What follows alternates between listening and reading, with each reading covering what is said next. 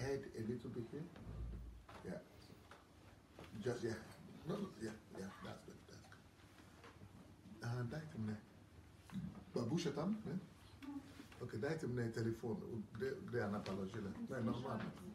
Teraz jest, poczekaj, już jest zarodzila z tym.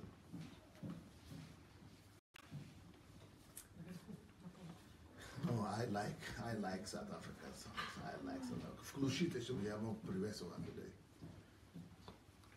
All right, welcome everybody. Maxine, welcome. Welcome. You didn't smile for 5 years. You didn't laugh for 5 years. Now you can't stop laughing.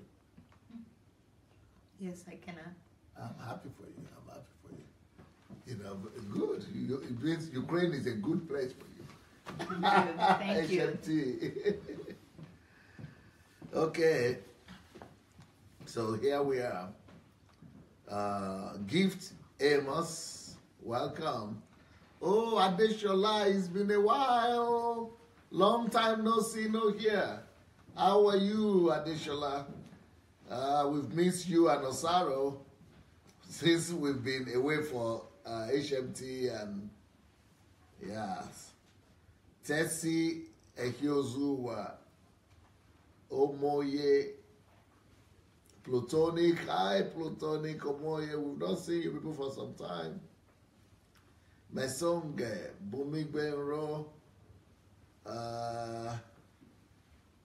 Doris Ngere, welcome back.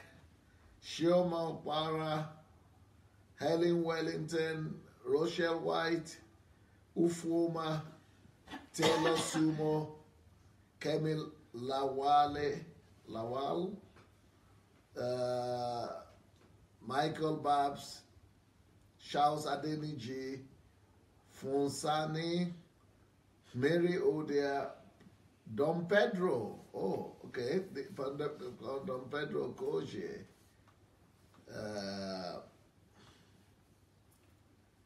Wumi Aluko, Raija, Olania, Sally, Bro Jude, Wale Banjoko, welcome back home. Nice to see you again, Francisca, Ayodeji, Madabuko. Welcome everybody. Folarin, Oluwatoyin Bidemi, Rindegbenro, welcome. Go ahead and invite your friends. And here we go again. Yeah, it's Pusha, it's normal. So here we go. We were talking about there was Peace. Peace came here for a short while, and she's gone. She needed to make a train. She needed to go back to her city. So Peace has gone, but she started an evolution here. We're talking about the teaching that Dr. Anu gave at the HMT. That was what blew her mind, because she never had a concept of a nation having value system and being guided by that value system. Because she said even individuals don't have value systems, or to be aware of it, that these are the value systems that I'm guided with. And so I was telling her, does she know the book? So she said she didn't know the book. I said, oh, you know, this book probably helped or changed the destiny of Dr. Anu, because that's what he told me, that after reading this book, he said, I know my assignment. This book didn't just show me the destiny and the value system of Nigeria, but my role in it. So, yeah, so, you know, Dr. Anu was just telling us, and he started by giving us some background information, which was wonderful. And so, where do you pick it up from now, from here? All right, thank you so much, DSA. Hello, everybody, once again. So, talking about the discovering of the purpose and calling of nations. So, I already gave a background about not even getting to think about a nation having the purpose. So, I went through this book, and I think I said this during the HMT, that my first glance into the book, I saw a lot of scriptures. And I was with DSA that time, and I told him that, Pastor, what's happening? This book is, I mean, just the title enough is quite interesting. But then I glanced through the book and I'm seeing a lot of scriptures. Why so much scriptures? Because I know his writing style, and I know that if he's writing a Christian book, then you see a lot of scriptures. But if it's a book that is not, Christian oriented per se, no so much scriptures. So I remember he told me that he laughed and they said, oh, let's go and read the book. Yeah, so he laughed, said, just go and read the book. So guess what? I did. I read it and it literally blew my mind. Because, one thing that I... Even though you've read a number of my books before. Yes, I've read a lot of your books. But this one, while I was reading it... In the class of his own. Yeah. I told the pastor, while I was reading this book, I really felt like this book is so detailed. Yes, it is just flushes. Разрушается опять. Ты не можешь звонить, когда будем звонить, уже будет. Надо будет заряжать одно время. Yes, go ahead. Yes, sir. So I told him, and one of my feedback to him was that I felt like this book is so detailed, and so much work was gone into it. So I didn't know how long. So I asked him that how long did it take you to come out with one of the most challenging books. Yeah. So Pastor told me it took him how many years? I think it was a lot of years, and more than 10 years, I guess. The revelation, since the revelation came, is since 2002. 2002. That's when. How many? No, 2002. 16 years. Yeah, so this is since I've conceived the idea of this book. 16 years ago. But I started writing it 3 years. 3 years ago. So the process of writing took 3 years. But the idea was carrying it in my mind. Just like right now, I'm carrying some books in my head right now, in my spirit, in my mind. I'm carrying like 1,000 books in me right now. Yeah. That just made us laugh here. 1,000 books. Yeah, but not just idea, but I'm already having the manuscripts. For 1,000 books. 300. You take 10%. That is time. I should give you the time.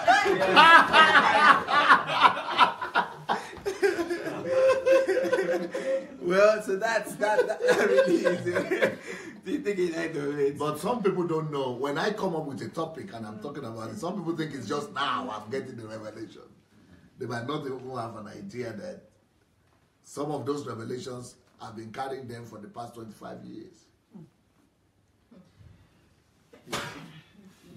Only there has not been an opportunity to speak about it or to share it with the world, or maybe I've spoken about it in smaller groups or in church or in other places, but to the whole world, maybe just now. Yeah. How do you keep all these ideas since 25 something? Yes. How do you keep all the thousands and don't forget and not? Do you really want to know? Yes, yeah. I want to know. Do you really want to know? Because I have 100 to write, so I want to know. Are you sure you are ready for it? Yes. Yes. Well, you have to ask permission from Maxine if he will give you a place to come and sit down, or she also wants to know. So you have to negotiate about yourself. Bargain. She's happy. She's a kind woman. Thank you very much. She's a kind woman. Yeah, I want to know too. Okay, then you have to come somewhere here. So I'm getting my own Oh, ideas. some people I need to come at the back.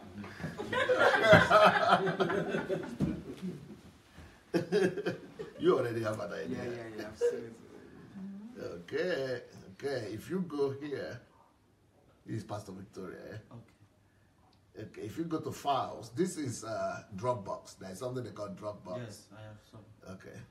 So if you, it's just to use to keep your documents, right? Yes. So if you go here, I have something I call my books of revelation. Okay. If you go to my book of revelation, if you get interested, yeah, he doesn't want the thing to pass by him. You don't want to be left behind. But we'll show you separately.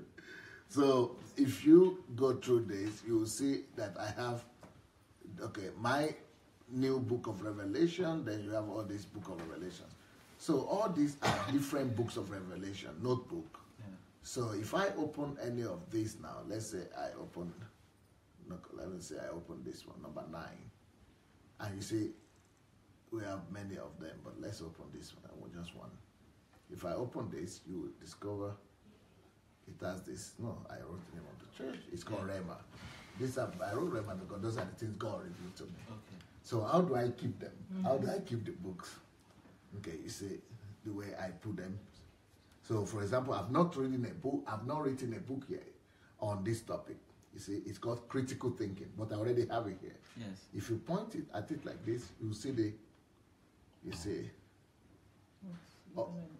all these things. And yes, these are the things, the chapters and the things and the divisions of the book. But I've not even I've never taught it, and I've never spoken about it to anybody, to any human being. But it's already here. And I never thought about it. I never preached it. I never wrote about it. I never opened my mouth to talk about it. Because I've spoken about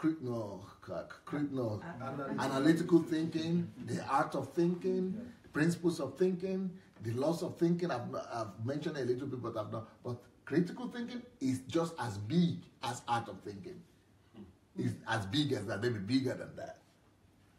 It's all subject that I have not even spoken about yet. Everybody is talking about critical thinking, but they should wait till I begin to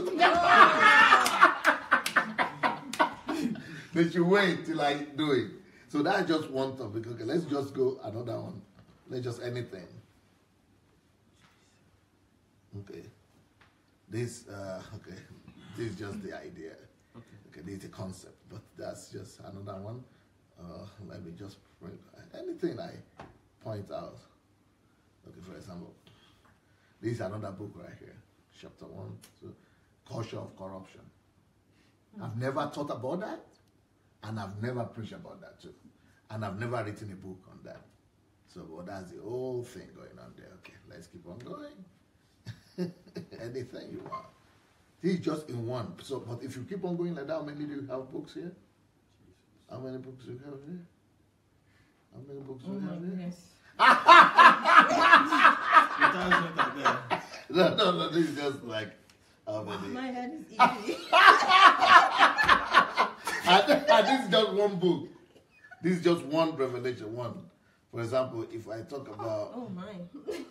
this one, for example, these are all chapters. You know, valuable law of recognition. I've never spoken about law of recognition before. I have law of difference, but not the whole of recognition. It's a whole book. I don't even know when I'll be able to preach about it or teach about it or write a book about it. You have 10%. I'm taking 10%. So all these things you are seeing, they are not even 1% of the books I have. So this is just one book, and you see all of them. So many. So here they are. Yeah, so 160 something. So, Pastor, here we are in the book 9. 9, yeah. So let's go to book 8, for example. 9, there are souls. Yes. So if you go to book 8, for example, this is book 8. Okay. I've not done this one, but I'm planning to, you see. How to ask questions. That is a whole book on its own, and I've not even done that yet. I've been talking about importance of question, but not all the details.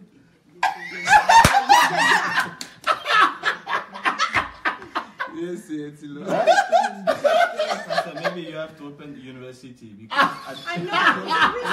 It's a research center. everything. It's like a research center.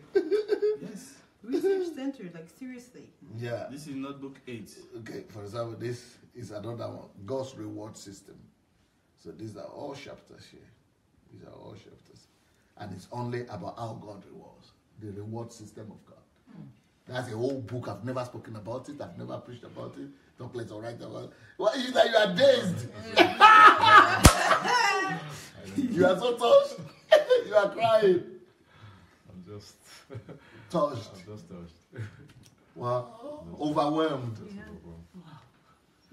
So, Pastor, while all these are here, that as well I need to get it because while all these are here, still in the incubator, they are not out. They are still in the incubator. Yes. Are more revelations coming? Yes. Every day. Yes. Holy Mary. Holy Mary. Pastor, I heard you once say that you have enough to fill the next 65 years in only speaking for.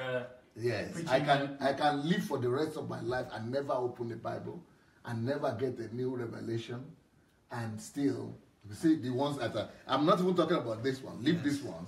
Let's see another one, which is totally different. These are just the books that are already planned now. Yeah, these are the ones. These are apart from this one. These are just my manuscript I was showing you. But this is what I'm already working on.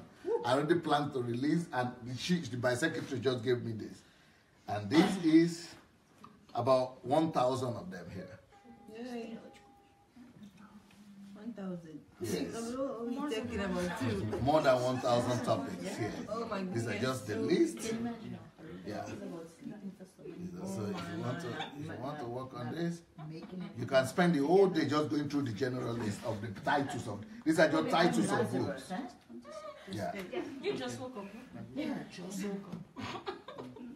Yes. Good. Yeah. You see, these are just the title of the books.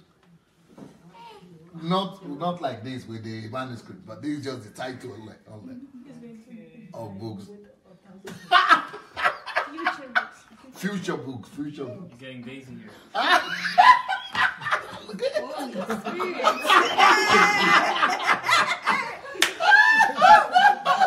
Holy Spirit. He gave up. Okay, let's show the people don't see what we are saying. Huh? Say Holy Spirit. Holy Spirit. Now is that only one? Mary. Holy Mary. He said Holy Spirit. Holy Mary. Are you a Catholic?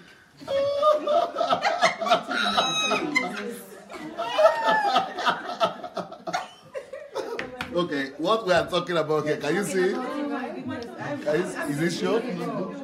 Timothy, read it. Read now. So these are future books and general lists. These are just the general list, the titles of the books that I plan to release before I die. These are the books that are already without getting to my manuscript. These are just the title of the book that I already picked to write, to release. And more coming. See the numbers? Can you see the numbers, right? Coming. And more are there. Yes. You see the numbers going? The numbers. Holy Mary. Holy Mary. You see? This is 100. Huh? Holy Mary. Holy Jesus. Holy Spirit. You see? Just see the numbers, yeah? Are they is it visible? Okay. Oh my goodness. I said this is research center. Like seriously. It's like a research center. That's the benefit of work. When you work hard, you'll be able to, you'll be able to produce so much that you would think a human being is not capable of producing as much. These are all the list of books just going on like this. These are just titles. we are still going on. We are still strolling now.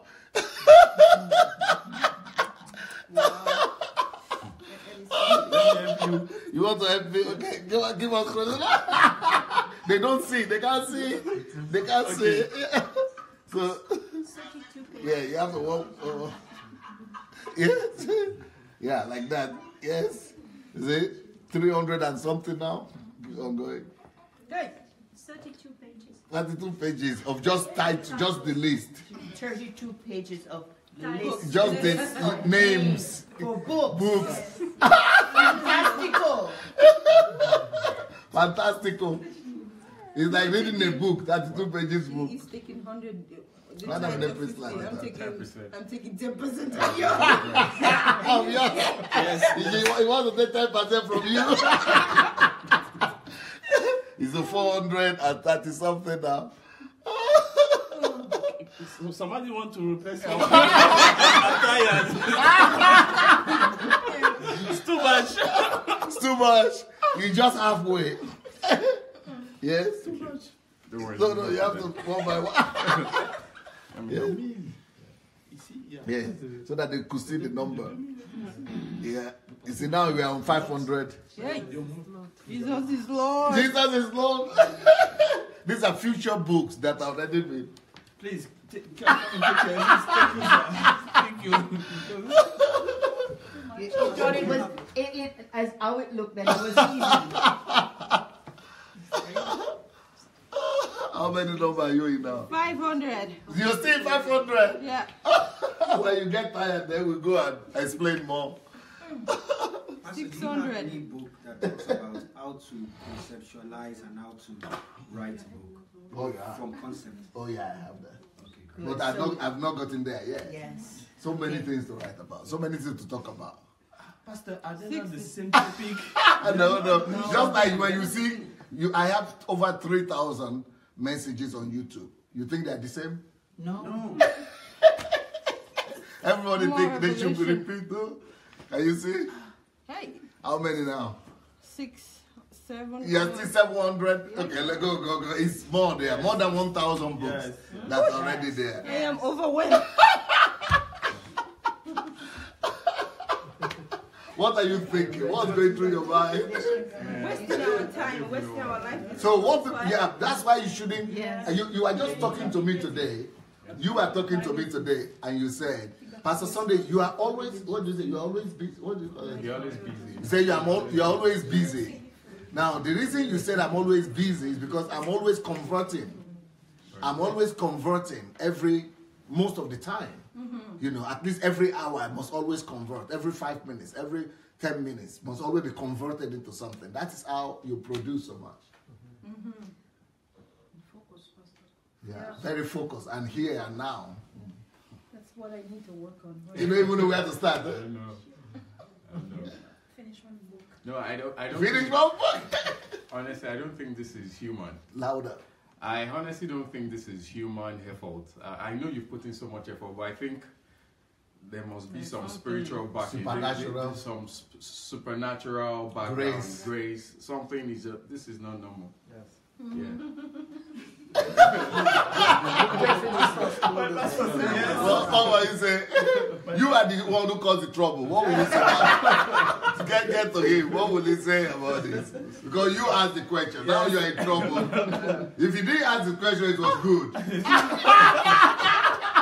But now you ask the question and you are now seeing many. Even the 10% of this, if you give me the 10%, I'm not sure that I can manage. It's too much. It's too much.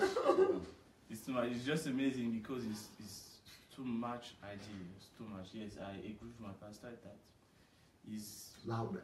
yes. Okay, it's very. I think it's too much ideas, book, and that is. And same thing with inventions. Yes. I honestly think God left heaven and he decided to come and stay in your mind. I don't know. Pastor, what I thought. Somebody just said that. Somebody just said that. Yes. He said, I think DSA is from different parts of heaven. He's not a human being. He's an angel. How do you replicate this? What was I saying? Yeah, you were saying something. When you were just showing me all the title, Yes. I just thought about Solomon.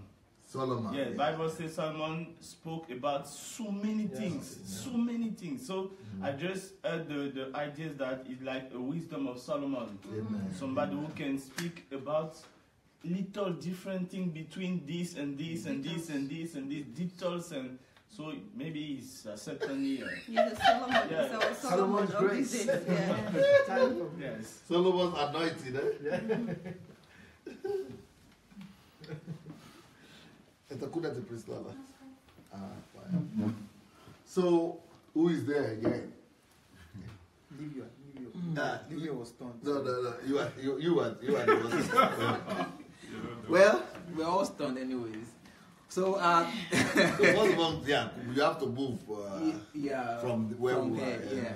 So, talking about the amount of books and the kind of results, DSA mentioned it earlier on how it is important to be able to be in charge of your time. And that's the only way we can be able to convert the way he's converting. Yeah, because, I mean, it's mind-blowing because less than 3% of people living on Earth live like this. And even less than 1% produces results like this. I mean, the lady with the highest amount of books in history wrote over, I think, 900 books. That's it. But Pastor already has above 1,000 that is yet to be written now. No, but at least the lady was able to release it, produce it. Yes. I see. I am not there yet. Yeah. So, well, so much. Yeah. I have it just manuscript. Manuscript, yes. But you have over 300 already Yeah. published. Yeah. So, well, so coming back to this subject on discovering the purpose and calling of nations, is definitely a subject that no one has spoken about or no one has discussed about, and that was also my own experience with the book. That, I mean, no one talks about, even presidents, even government officials. I mean, no one talks about this is the purpose of our nation, and we're doing this because this is what we stand for. And that's what this book offered me. I mean, I was talking with him when we're having a review on the book, and I'm like, he gave 5 major countries here: France, US, Germany, Nigeria. And the way he described England, yes, and the way he described the the purpose and the calling of each nation, I was very sure that, I mean, even nationalities, people from those countries, I have no idea of it. And I mean, even people testify to it, people from France and people from England, that after they read this book, I mean, they didn't even know that this was what their country stood for, and these were the values that their country were built upon. So that was my experience here. And even much more, I discovered my nation in a whole new light. Yeah, I knew exactly what Nigeria stood for. I knew that what is happening in Nigeria right now, most of the restructuring and all of those things are just strategies of the devil to actually destroy the foundation and the what will actually move Nigeria forward. Yeah. So I mean, people coming out and saying they want to Dua, they want Biafra. Well, they are ignorant of the purpose and the calling of our nation, and even the value systems that our nation was built upon. So these were the things I learned from this book, and most amazingly to me was I discovered not just the purpose and the calling of my nation, Nigeria, but I discovered my purpose in the purpose of Nigeria. So I discovered my role. What role do I have to play in the fulfillment of the purpose of my nation? Because I didn't expect to get to that point, actually. Because, I mean, reading the book, you just want to discover the purpose of your nation. But it was like an extra. That, okay, now you've discovered the purpose of Nigeria. Now, this is your own responsibility in making sure that this purpose is fulfilled. So I see it as a national responsibility. Because most people only discover their purpose and it's just for themselves. Like, this is what I want to achieve for myself. This is my own purpose in life. But then discovering my own purpose, not on a personal level, but on a national level. That this is what I have to do for my nation. So, I mean, it just blew my, and it was in the area of values. And my own dream is to make Nigeria the most virtuous nation in the world. To make Nigeria the most virtuous nation in the world. Why? Because, I mean, I saw the 20 values that were highlighted here, and I said it during the HMT, that I can imagine every Nigerian has all of those 20 values engraved in their consciousness. I could imagine every Nigerian having those values, I mean, and that becomes our identity. Wherever you go, not scam, yeah, not 419. Not 419. Yeah, because the narratives... You want to replace the 419. Yeah, exactly. Because the narratives of Nigerians all over the world, wherever you go to, the narratives you hear about Nigerians are they're scams, they are fraudsters, they are, I mean, they are people who are desperate, so they can do anything. And that's the reason why people are trying to go through the desert and through the Mediterranean Sea to go to Europe. Why? Because, I mean, that's the narrative. That's what people have heard about Nigeria. But we're going to change the narrative. I am going to change the narrative. Yeah. And it's very possible. And that's one of the things that Pastor also highlighted in this book. That if Nigerians, and if we can get back to the issue of values, if we can get our values right, and we can make every Nigerian live and function with these value systems, I mean, the nation is already transformed like that. Well, automatically. Yeah. Automatically, the nation is transformed. I mean, if our values are right, every other thing will just begin to fall in place. And that was the reason why I was teaching during the HMT. I used value systems as the foundation.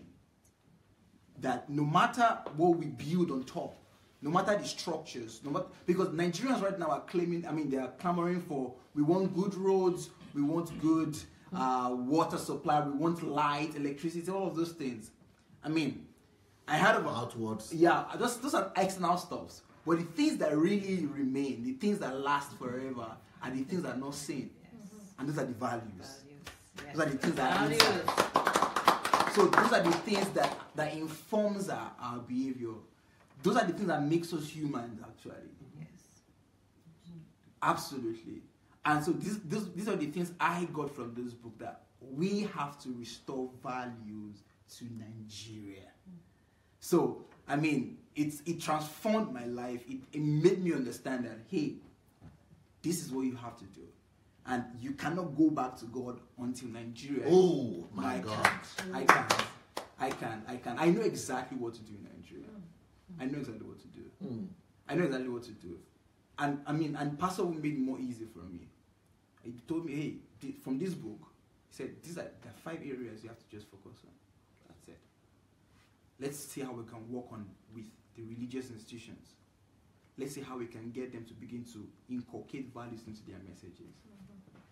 And for me, the religious institution is the most important. Yes. And I'm going to tell you why. Because there are 5.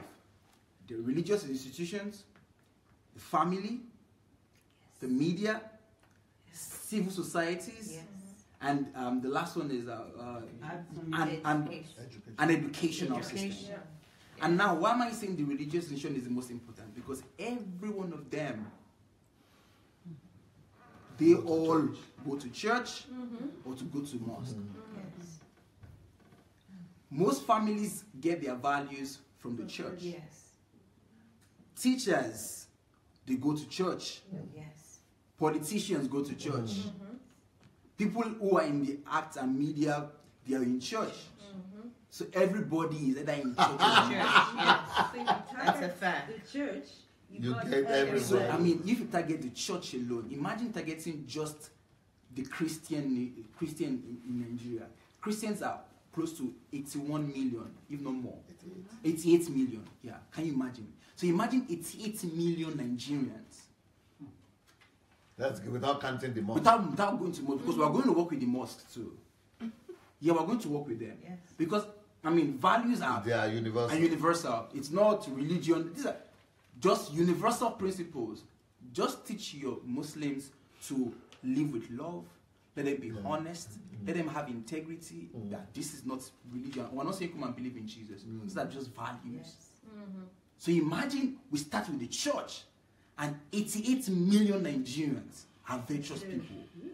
They are truthful. Yes. They are not looking for how to dupe another person. They are looking at their neighbors and love. So why should anybody run to anywhere? No need. No need. So I mean, this is, I mean, for me, I can see the picture. I know exactly what we can do. We invade the school systems. Yes. We build curriculums. Yes. We restore moral education to school. Yes. Restore history. Yes. Many people realize that, hey, civic education is more important than mathematics. Yes. Values. Yes. Values more important than English. Yes. Than anything. Make it compulsory. Yeah, we make it compulsory. One of my live shows, I was talking about the role of educational system, and I told people that imagine you going through over 10 to 15 years of your life intentionally studying values and intentionally inculcating values into your mindset. Because we start school. Let's say we start school at the age of 3 or 4 or 5, and from 5 till you end high school, that's like an average of 10 years. So imagine from your nursery It's supposed school, to be 12 years. you're 12 years, thereabout. So let's even say a minimum of 10 years. So imagine for good 10 years, there's an intentional, systematic inculcation of these values into your mind. In such a way that you cannot bypass it. You see it at every stage. Like 1 + 1, 2. 1 + 1 is 2. You see it increasingly because we learned mathematics in nursery school, but even till now, we're still learning mathematics. Yes. So imagine that's how it is with values. That from nursery school, you're learning values. Fundamentals. Yeah. Basic fundamentals, starting with the young mind. Yeah. They will capture it and it will stay. And then it will increase as they change the grow. grades.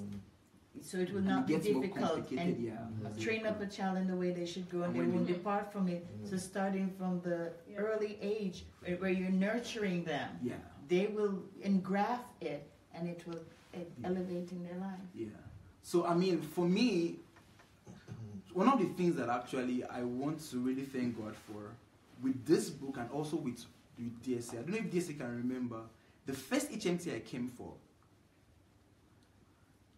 that was the day I boldly could say that I am a Nigerian and I am proud to be a Nigerian. I don't know if you can remember it. I was introducing myself that day and I was like, my name is Anulua Pojo and I am proud to be a Nigerian. And Pastor corrected me on some things. So if you're a pastor, you have to learn how to receive correction quickly. Yeah, so that was the day that, Pastor was sharing some things in that HMT. And that day, I saw something different about Nigeria. But I'd not even seen it this clear because it was like 2 years ago. And I said, I am proud to be a Nigerian. And then going through this book and learning about nations, I know Nigeria has everything it takes to be the greatest nation and the greatest country in the world. With all of the things that are written in this book, and a lot of things that Pastor has written in some of or most of his Nigerian books. What about the leadership? Nigeria and the leadership. And the leadership, yeah, Nigeria and the leadership quest. Yeah. Nigeria and the leadership question. I think that was the first book I read about Nigeria. That is the one that really made you to know. That was the one that just launched me into the national quest.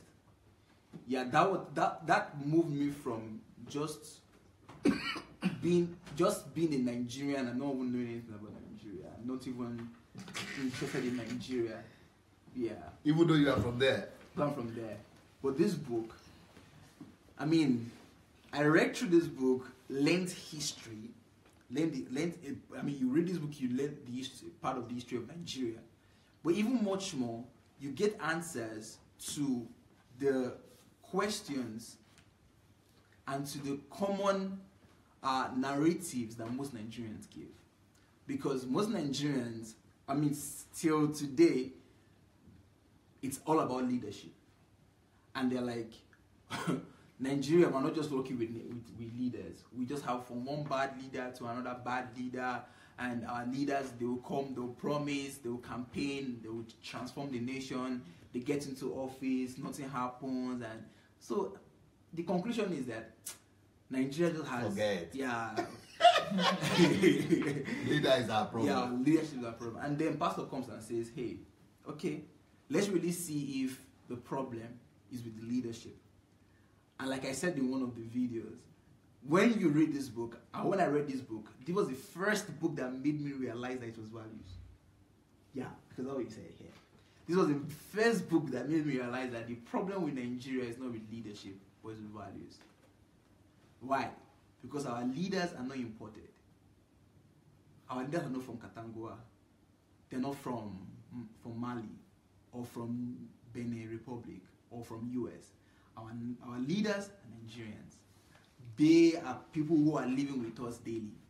So what does that mean? That means it can be anyone. And the reason why they are like that is because the pot is rotten. The pot is rotten. The pot is dirty. The value system is, it's destroyed. So they get to office and it just magnifies what is in the general populace. That's it. So it's just anyone can do exactly what they're doing. The only difference why you're throwing stones at them is because you're not there. Because the moment you leave that place where you are and you get to that seat of leadership, you just become like them. Yeah. You produce exactly the same thing. Why? Because it's values. And then the famous pot in this book. If you read this book, you know that there's a pot in this book. You cannot. Yeah, there's a pot in this book that many people will see. And what is the pot in this book? The pot in this book is a pot filled with wools and with an ink, with a paint. Black. So, this book gives us the description of that pot. That the pot is the nation, is a country. The wolves are the citizens of that nation. And the ink there in that pot refers to the values of the citizens of that nation. And so, if anyone wants to make a selection out of that pot, so any wool you pick from that pot cannot be in any other color but black. It should not be red. It can't be red. Or yellow. No. Not less of white. It can't be white. Because the ink is because the ink is black. So that means, and it's very obvious. We just need Nigerians to just sit down. How come, even in probability, not just in mathematics, for over 50 years, we're not lucky. If it is luck. If it was luck. And we are trying. Yeah. And not be one government like in Cameroon. No, it's not like Cameroon.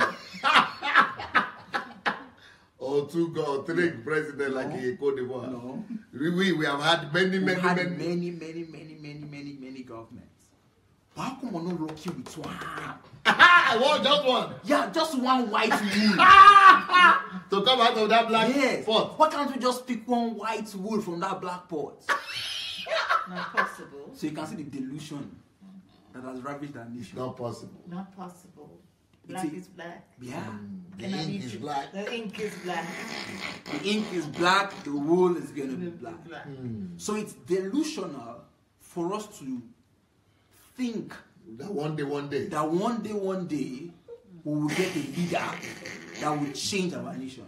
Yes. Who is coming from that same black pot. That same black pot. Is getting through. So what needs to be done now? So what do we need to do? It's easy. The reason why those wolves are black, not because those wolves cannot be in any other color. Notice, the wolves can be any other color. They could be white, if we need them to be white. What we need is white, right? Purity. Purity. We need white purity. What do we need to do? Oh, simple. Change the ink. Yes. The value system. Change the value system. Of everybody. So it will not matter what tribe, which one, what gender, what anyone you pick. Anyone you pick will be white. And it will be able to function. The value system. It sounds. That's the idea. You got it? When we all think the same way, it's not righteous, all right, virtuous. Where everybody. The only thing that holds water is values. The only thing that wins is values. Not big manism, not political status, not anything. But it's So values. the only thing that never fails is values. The invisible thing. Like love. Love never fails. Never fails. So if in Nigeria, people don't understand how important this thing is. When I do my lecture, they're like, "Go go and sit down, Joe. You're just talking plenty. Well, values, when we need lights, when we need good roads." So, okay. Just like Awolowo did. He built all those things. Yeah. Then as soon as his generation left, gone. Because the people who are coming by, they are still black. Still black. They destroyed the road and everything. It. Because you have not changed the content of the value system of the people who are coming to replace you.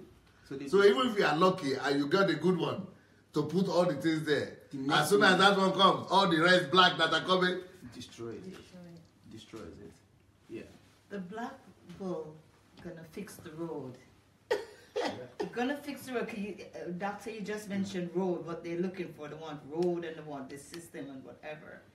But the black will never have the value to know that the contents of the mixture, that the asphalt or the gravel or the stone and the amount of fluid that need to make it becomes good and don't break away in the next week. No quality. But you just finish it and it's finished because the contents that is there for the person have no value to give, to know that this road will last for thousands of years. I was looking at a program and they said, I don't know if it's Switzerland or wherever, they have a system. No, it's the HMT. Yes. Drainage system. The drainage system, the HMT I was watching, when they have the system for the road, where the water will not destroy the road because the channel of the road have the drainage system and how the road is pitched for the road to be preserved and to have also the trees in the soil to bind the soils to let the things become firm, because when the water go in, the trees need the fluid, need the water to grow. So it's going to sustain the soil and it's going to be strong. So nothing is going to be breaking away very easily because the purpose of the value, the ink, cause us stuff. The ink is what was rejected. That's it. And that's what we need to do in Nigeria. If we can get that right, if we can just, get that right, our values right. Yes. But what is the difference between these two books? If this is talking about values and this is talking about values. No, the amazing thing about this is that this book... Because some people will think that Pastor Sunday is just repeating himself. No, at all. At all. Because the thing there is, when you first read this book... Which one? This one. When you read the book, The Nigerian Leadership Question, it gives you an insight into the leadership terrain of Nigeria and how things conspired, how things... The whole history. The whole history. You're going to understand it. You're going to understand why even Obasanjo, Pastor mentioned it in this book, that the fact that Obasanjo was not allowed to continue the third tenure, you understand, was a setback for Nigeria. I mean, he also here he details some achievement that some leaders achieved but could not be sustained and could not be continued. You see it here, everything is detailed here. So here it addresses the question of leadership. That okay, if leadership is our problem, then let's check it. Let's do a detailed. It's like I'm doing video. Yeah. It's like just like I'm preaching with the video analysis. Video analysis. Tell them now. Yeah. Is that the thing? No, that's how it is too. Because you know, like when Pastor is giving the video analysis, it makes you see the picture, so that you don't just don't just think he's just talking fables and you just believe his words. Yeah, don't just believe his words. You understand? These are facts. These are things that you would see. I mean, study history, or even if you're tired to study history, at least you come and study it here. You see it. So you see how the leadership structure of Nigeria began from 1960 even up till now. And you're going to understand the reason why things have not been working well. And then even much more, then it now goes into the issue that come see. Let's stop talking about just political leaders we have to be leaders of ourselves. Yes. Individually. Mm. Yeah, because that's one thing you learn in this book about personal leadership, personal responsibility. That we're just talking about political leaders, but as individuals, we are leaders. We are leaders, and that's what leads us into value system. That we are just saying, okay, the problem with our political leaders, but you as an individual, as you're a leader, and the first person you ought to lead is yourself. Yeah, that's the first person. Like, you are a leader yourself. So then it now launches us into the idea of value systems. That now, if you as a leader, you have to lead yourself, and then the political leaders ought to lead the nation.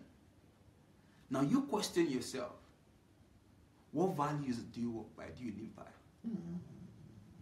Because even the ones who are criticizing. Yeah, even you who are criticizing. If you bring it up like that, yeah, that's roughing. Nobody can answer. Let's talk about you now, because this is leadership question. No, notice that it didn't say political leadership. Yeah, because most people just think about leadership, but they're thinking about politicians. But no, leadership is not just politics. It's just one. That's an aspect of leadership. But the most important leadership is personal leadership. And that's what you see here. And what are the things that guides and governs personal leadership? It's values. Values, that's it. Values. And it is the values that you've inculcated as a person that when you get to a position of authority, what that does is that it magnifies it. It just makes it, makes it pronounced. So for example, you are stealing money in your place of work, of which most civil servants do. Very corrupt. In their small, so what they're stealing is just 5,000 or 10,000 naira. But nobody knows it because it's small. But when they become ministers and senators or presidents, they have access to more money. More money. So no, they're not going to be stealing 10,000. What would they be stealing? Billions. You start hearing about politicians that are stealing billions. And the civil servants are there say, hey, people are thieves, they are thieves, they are thieves. But that's what they are doing in the policemen that are collecting bribes. But what would they be different? Now, that's what you get in this book. Now, let's now get to this book. Now, this book does not even tell you what Nigeria is and what Nigeria stands for. Which one? This book. It doesn't tell you? It doesn't tell you the calling and the purpose of Nigeria. Ah, okay. It only tells you the history of it. It just tells you the history. The history, that's it. So it doesn't tell you, okay, this is Nigeria and this is not. It doesn't even give in details the value system as it did here. So this speaks about the history of Nigeria and the history of leadership and your own role in leadership. But this comes now to just break down the whole nation. Yeah, it breaks down the whole nation, because this doesn't break down the whole nation. This just gives you a part, the historical part. Yeah. History and leadership. But this is more comprehensive, because this doesn't just give you the history, because you're going to learn the history here. But here, it gives you a whole comprehensive knowledge of a nation. Not just a part. But it makes you understand the whole concept of a nation. The core. The core. Why? The reason for the country. Why? So, and then it connects it with the purpose of the nation. Yeah, to the purpose of the nation. Why was that nation birthed? Why was it that the founding fathers sacrificed their lives? Came about that country. How did they come about that? Why did they fight to get that nation? What is the dream of that country? What did they see in their nation? What is the vision for that country? How did they build that nation from the beginning? What were the things that they saw about the nation? And they're like, we are going to fight the purpose of that country. Nation. That's what this book does. And what the amazing thing about this book is that it's universal for any nation, every nation. Every nation. So I said this, that I actually told Pastor that this, for me, this is the Bible of nations. The Bible for nations. Bible. And the reason why I said Bible is because the Bible is so comprehensive. That's number one thing about the Bible. The Bible talks about everything. And thank God for Pastor Sunday that has made us realize that the Bible is so comprehensive. Because most of his teachings are based on the Bible. Yes. And it he brings up stuff from the Bible. I'm like, are these things in the Bible? I mean, why is it I didn't see it before? With this, especially the Genesis chapter 1. Yes. I mean, how would someone have a whole week training and he didn't even finish Go to any other scripture. and everything was in Genesis 1. Yeah. Go check Law and Order. 18 hours of teaching a day. Law and Order, everything was in Genesis 1. Everything.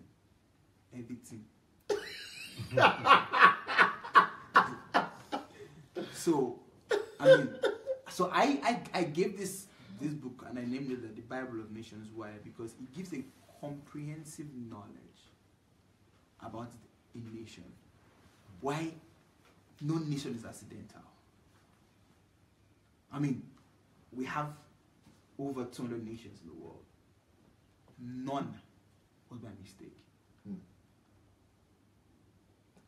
And everything. Many people think that even Nigeria is a mistake or their own country is a mistake. None is by mistake. None. No existing nation in the world. Everything was in the heart of God. And God has a purpose for each nation.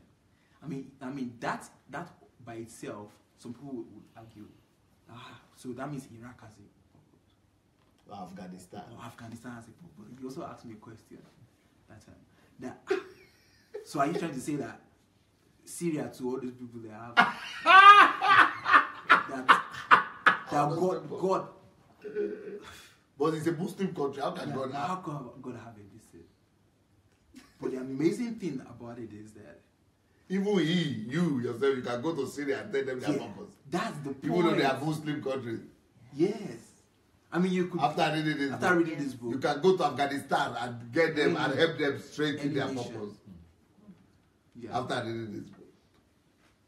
So this book is this is a book that everyone has to read.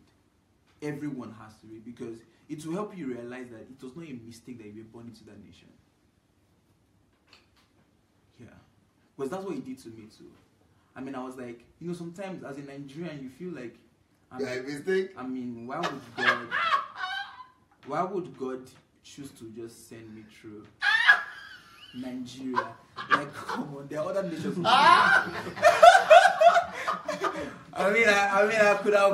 I could have been an American and or a Canadian and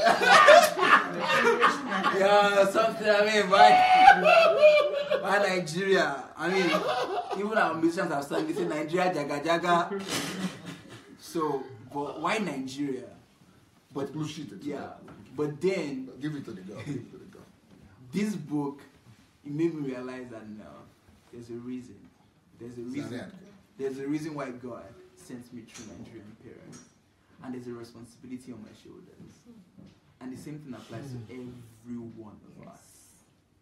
That God is so intentional. That the reason why he sent you to this earth through that family, through that Nigerian parent, was because he has a specific purpose. He has something that you have to do for that nation. Not for yourself. Yes. Not for yourself, but for your nation. And that's the reason why when Jesus was leaving, he was talking to his disciples. He didn't tell them to go and make a living. He didn't tell them, go and make a living and you. So go and disciple nations. Go and begin to disciple nations.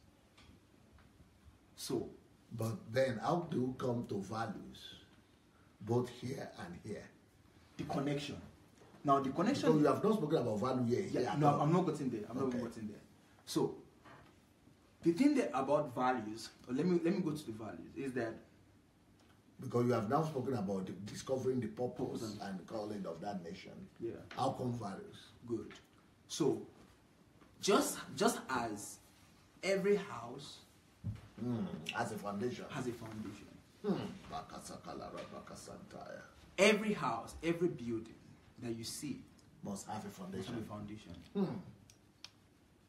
That's the same thing with nations.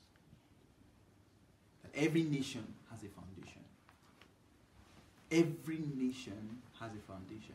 And the reason why any nation stands today is because of the foundation that nation was built upon. And I also shared too in the HMT. No, before that, and the foundation is? And the foundation is the values. The foundation is the values. Every nation is based on values. Every nation. The nation begins to crumble and when the values are being neglected and destroyed. The house begins to crumble when the foundation is destroyed. So it says the father in nation. If the foundation is if the foundation is destroyed, what can the righteous do? Because his foundation is righteousness. Yeah, righteousness. Yeah. So every nation is built on values. Certain values. On values. Values. Values. And that is one thing that you'll also discover in this book. That every nation have certain values that the founding fathers, through the inspiration of God. And that's the reason why God is intentional with nations. And even with the people who were the founding fathers of those nations, some of them might not even have realized it. They might not have even known. But God, through inspirations, He just ministered into their hearts. God uses men. And some of them, they began to pen down what we refer to as the national anthem today. So, for example, we're listening to the South African national anthem. Just now. And we're seeing God is. Or you look at the Declaration of Independence of America. You see it. You see God right there. You see God right there. So every nation like that. Because God Himself gave the prototype when He was to build the earth, to create the earth. And the Bible said that it was by wisdom He founded the earth, and by understanding He established the heavens. Values. So God founded the earth on values. When He was to lay the foundation of the earth, it was on values. And even the heavens on values. So the same thing also He used even with the nation of Israel. Because when God was to even lay the foundation of Israel, it was on values too. And that's what we see from when Pastor was teaching about the Ten Commandments and the role of the Ten Commandments. You see it, right? Yes. Values. So when He was telling them that this is how you should live, this is how you should live, you don't know because He wanted to destroy them. Values. Even when God was to lay the foundation of the church, on values. Everything is made of values. The church is the foundation and the pillar of the truth. And truth is truth. Everything is on values. So I find it difficult to understand how any aspirant. I mean, I'm not running for presidential position. I don't have a dream to be the president. My friend Victor does have.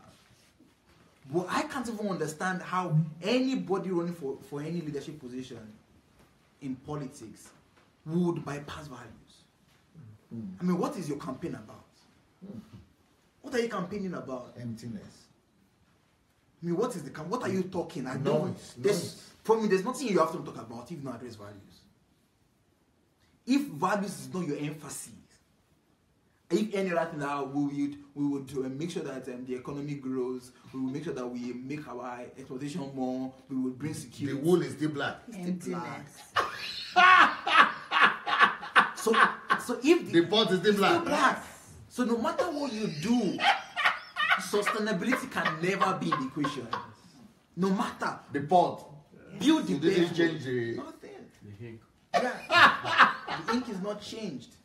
So I mean, values cannot be overemphasized. For me, I'm so excited that's what God will have me to do because I'm like God has given me the most important thing to do in Nigeria. Now, people who want to build roads, no truth, no value. No. People that want to build roads, that is what they want to do, or build hospitals. Yes.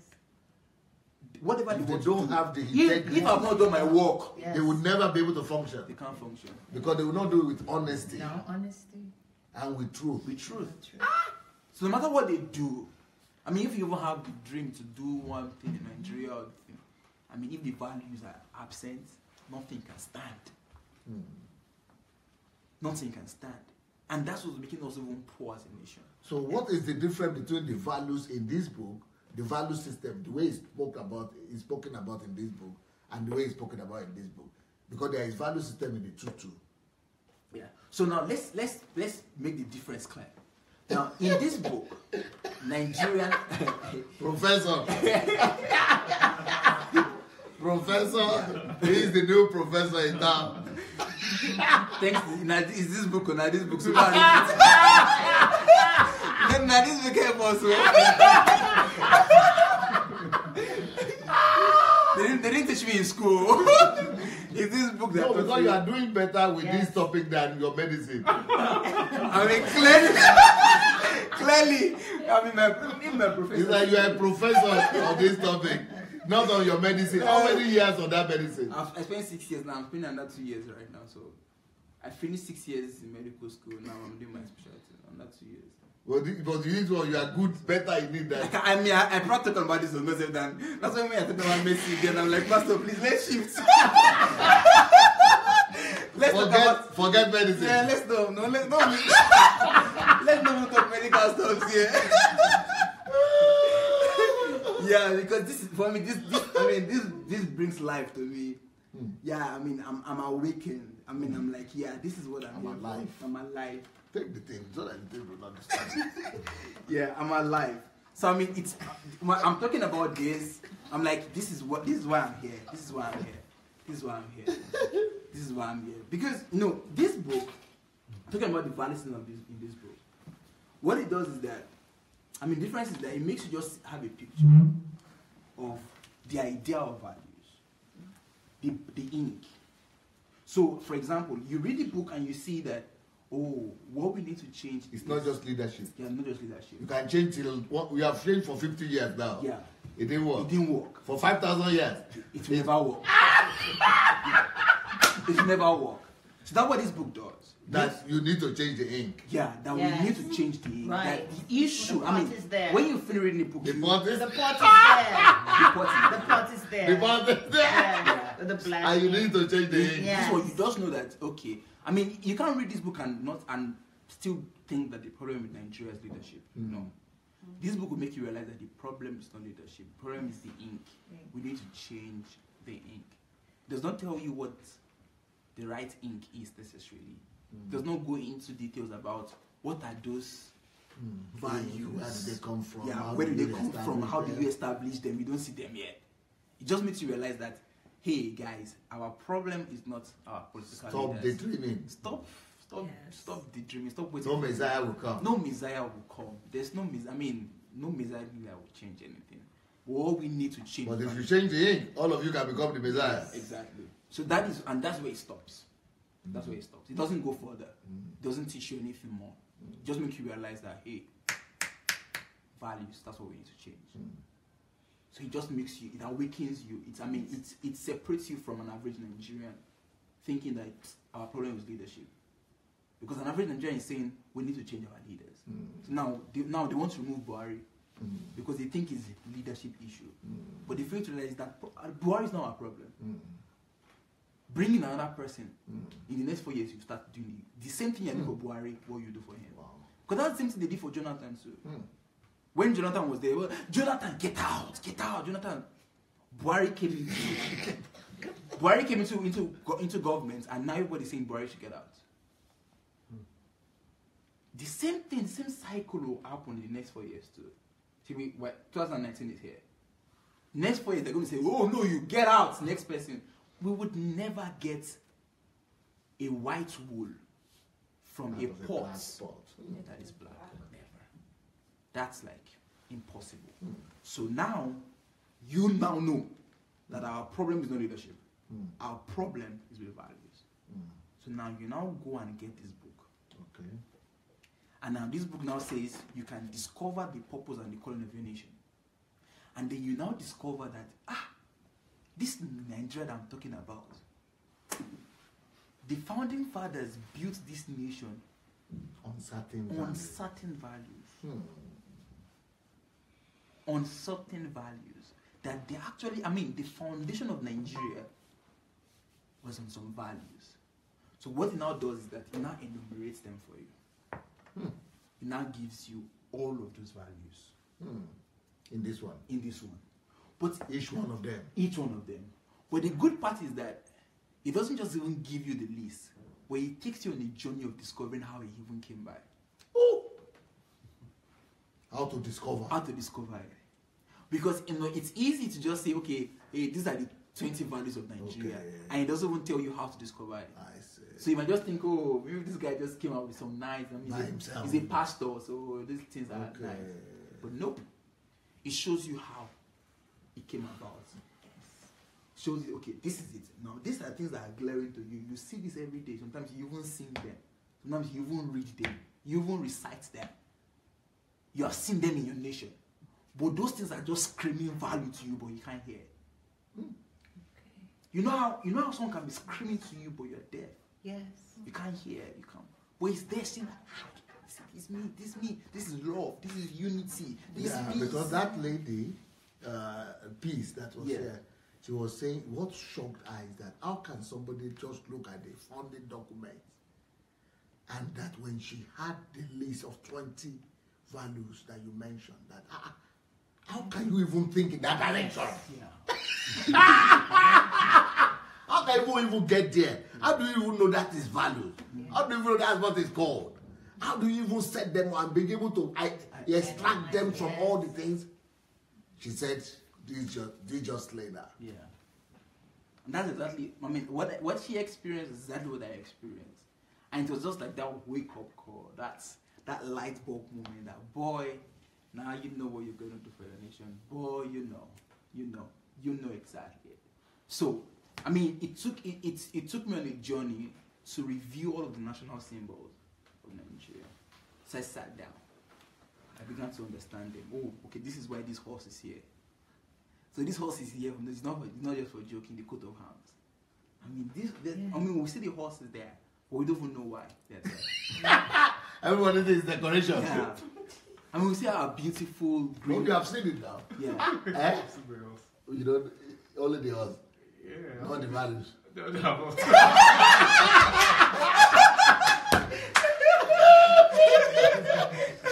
You saw the horse. That's something else. But you didn't see the values. And I think you are not the only one. The whole country knows that horse. Very well. Very well. But they don't know what they stand. No idea of what it stands for. Well, it's possible some do, but not everybody. A lot of people don't. It looks so beautiful.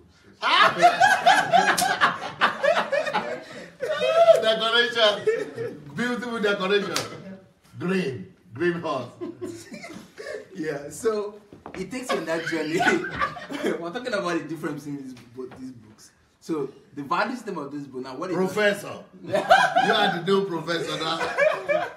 So it makes you. And this is my dream. That all these books I'm writing, my own journey, my own thing, is to release them. Let everybody be specializing on different topics that is in their own passion. Let everybody specialize like that. If they are going to 1,000 books, I will go to heaven. Now there is answer to questions. To all the questions of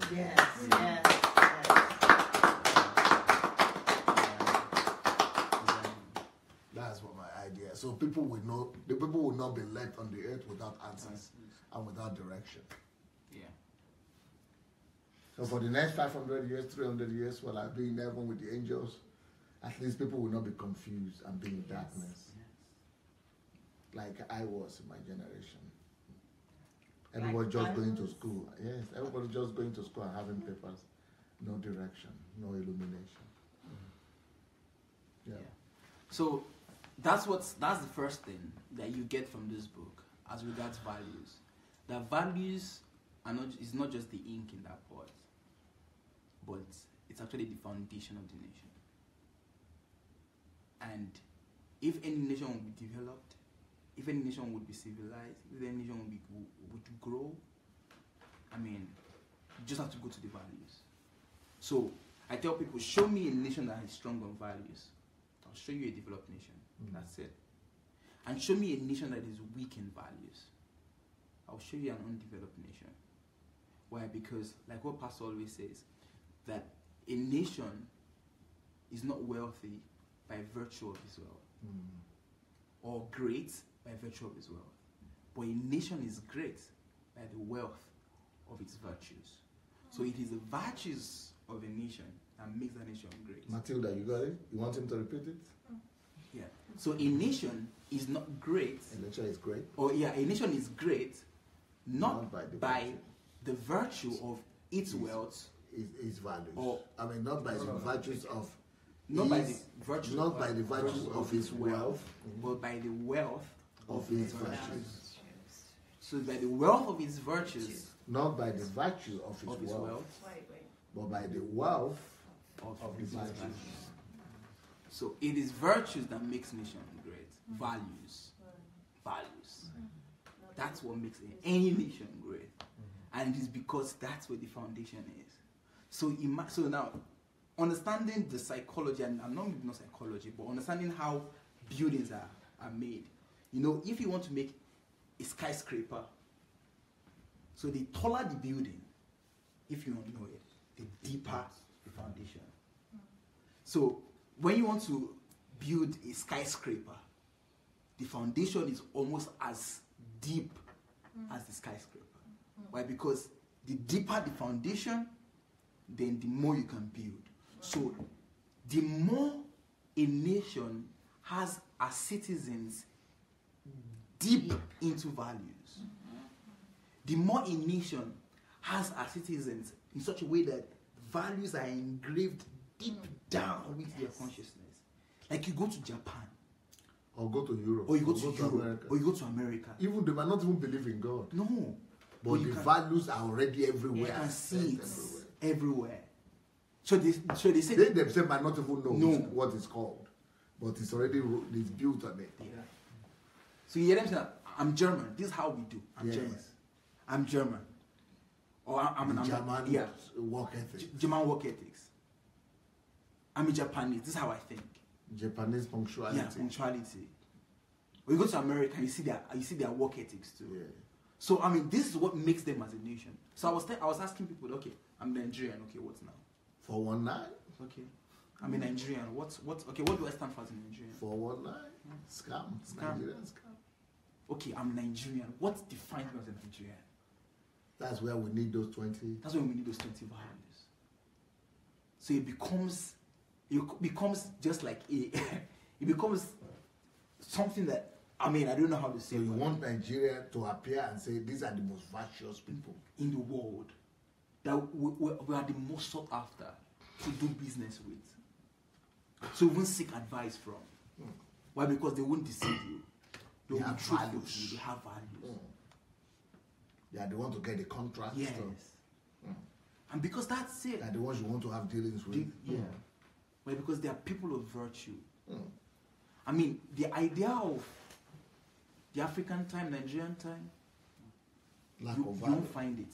Well, the reason why we have Nigerian time is lack of values. That's it. That's it. The reason why we have people who are agitating for Biafra today is because of lack of values. That's it. We don't have those values.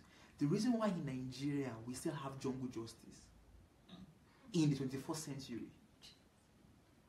is not because of any other thing but lack of values. So, check anything in any area of the nation where you see something not going in the right manner. It's not because people are bad. Like Pastor taught us, no one is bad. People just they make bad decisions. They have bad behaviors. But notice that for every behavior that you exhibit, every decision that you make, there's an information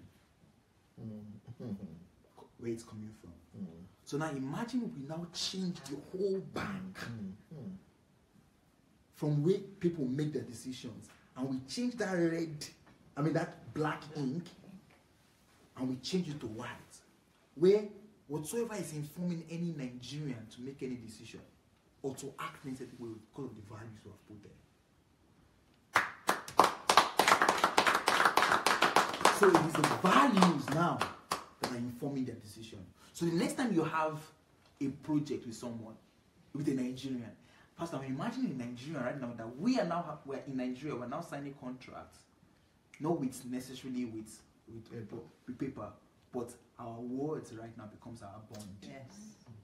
That I just tell you that, my bro, I'm going to have a contract with you, and the contract will be like this, and you can trust me, and I will prove to you that I'm trustworthy, without us even signing a contract. A new reputation. Yeah. You could leave your door open in your house, and you're not scared that anything will enter. Yes. I see how it happens here in Europe. There is no serious car park. People come to their houses, they leave their cars outside.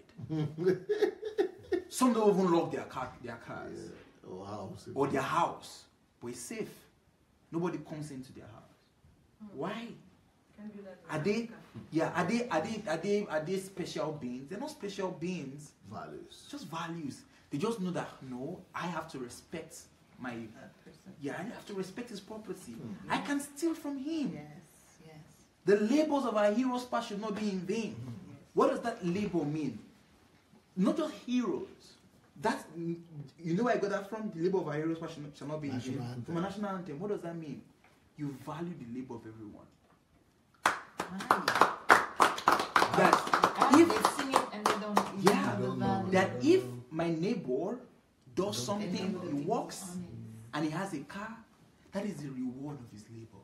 Yes. I must value. His labor must not It's be in the in vain. national anthem, but people don't pay attention to it. So we sing it. They don't even know what it means. Of our heroes past shall never be in vain. What is that telling us? That you begin to respect the value reward system of everybody. So you don't want to steal from anyone because you are respecting their labor should not be in vain. No. They've labored. And for people it. just want to just sing national anthem, but they Yes. don't know because they are not talking about it as if it's Values. That's just one line. Top boy. Sir, You see what is happening here? it's a lot. It's a lot. Bring it to The family. national anthem is for the assembly ground. Yeah, When in the school. students gather and, They don't know what is Yeah. behind it. All values. All values. So, Pastor, what more can I say? It goes beyond that. It now teaches you how this can be done practically. How to make those values Yeah. be inculcated by every citizen of the country. True. Yes. It's in this book. Yeah. Yes. How you can propagate those values. How to make every citizen, how to change that ink, Yeah. how to change it from black From to black to white. So when doctors say this the Bible, it is truly it's serious. converted into a Bible. Yeah. Because the values are And existing biblical. there, and not just one, but the entire for the entire Nation. Yeah. to function Function. from those values. Powerful. And for every country. For every nation. Yes. Every nation. Every nation. Pastor, one more can I say? Thank you.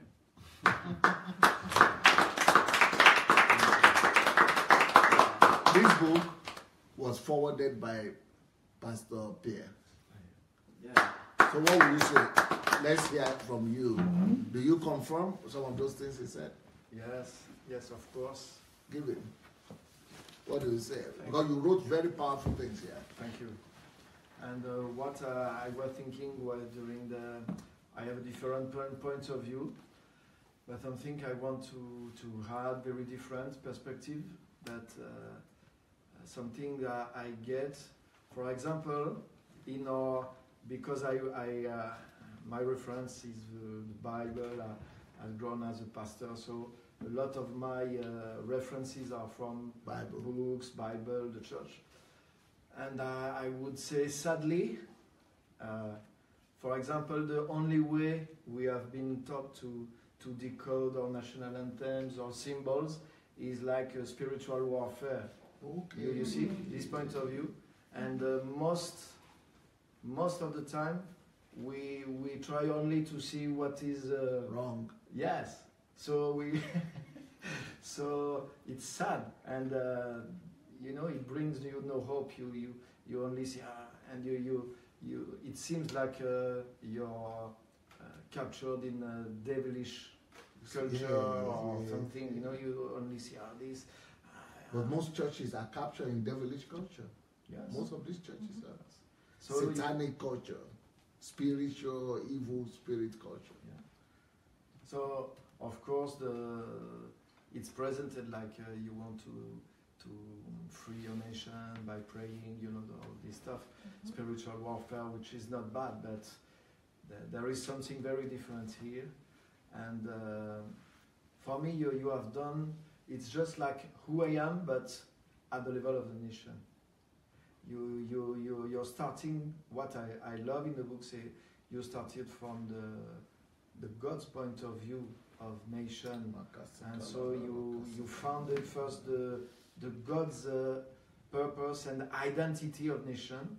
Then as you along should do this, you go straight to practical application, history, all what we just mentioned about the anthem, the values that are embedded in the time of foundation of the nations, so many things. Before forwarded the book, I have to read it 2 or 3 times because it was so rich. I read it from not from cover to cover because it was before it has a cover. It was manuscript, but I have forgotten. Well, there is so many good stuff, good information, and it's simple, it's comprehensible, it's logical, but from the heart of God to today.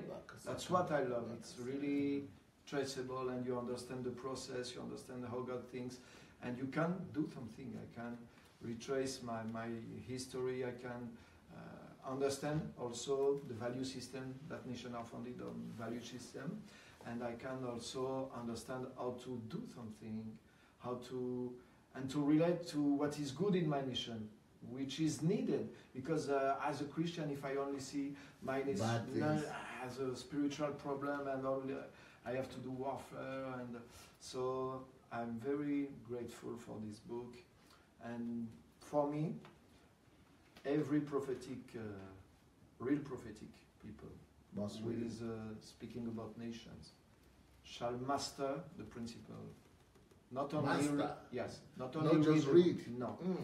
Put it into because if you want to, you must master the book, the principles in the book. Yes. Yes.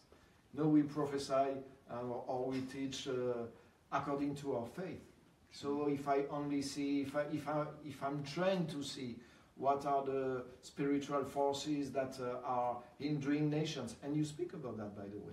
You speak that every nation has an angel or spirit behind, so you're not against spiritual stuff. Yes, but there is a balance that is not present, to my knowledge, in the best of the charismatic work today.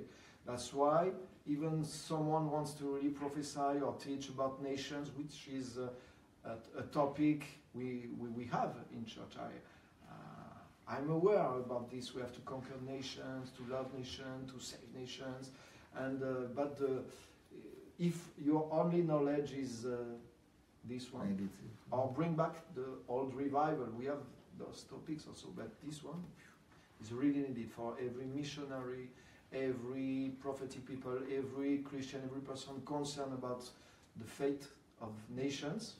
You have to read this and to master the topics. If you want to prophesy or teach, it will give you a new point of view and also work to do, because you need to, even if it's pre-wrought, you have to put your mind in it and research and pass it again. So very, very huge content in this book. Yeah. Thank you for having written it. What would you say about the HMT? Well, it's related. This time. Yes, it's related to this book. From my personal experience,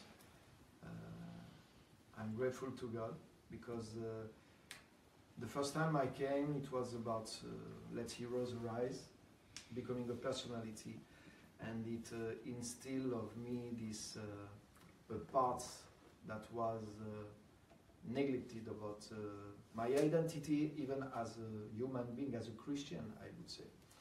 And this one for me is just because I know how God works, how it has been in my life. God first built identity, then ministry came out. Yes, identity every time. You cannot function without a foundation. Unction. Yeah, absolutely. So unction is identity. Yes, it's identity. Your knowledge of God. What God, for example, in French it works. In English it won't. But for example, when Simon had the revelation of who Jesus was, yes, he said to Jesus, "Oh, you are the Messiah," and instantly Jesus said, "Oh, you have a revelation of who I am, but now you are no more Simon. You are not Peter in France. It's the rock. And on this rock, I will build my church." So, that's a better translation. Yes. So it means God cannot build on natural identity. And when your identity is changed, I will build upon rocks. Jesus won't build his church upon Simon's. Upon human nature. Human nature. If it's not his church, even if it's at the good name. It is Simon's church. It's Simon's church. But ministry is built on identity. When my first HMT in November, I received identity, and this HMT, I received the ministry, which is linked commission to this. Yes, commission. So for me, I'm getting. No, I'm on project. The first one.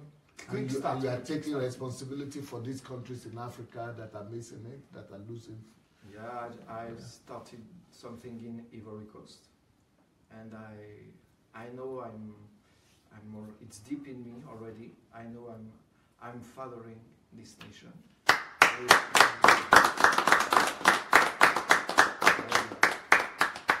And it's stuff that worried me from 30 years ago, from the beginning of my new birth. Yes, I have nations in my heart, African world, lot of things. But it seems like God hid me a lot of years, and He built a lot of things in me. But now that I'm released, thanks also to what I get in your environment, it seems like it's easy. Each step I make. So I want to accelerate it because I can feel every step I make. It's like I make 100 steps, and I never experienced that. I've prepared all my life for this. Yes. So I'm something, and this HMT for me gave me it was the following part. The last word you had for me when I left, you wrote me, I think, something, and I know it was there, and for me it's linked to teachings I had, revelation I had from years, and you said me, maybe now you could be the Reverend of nation. Yes.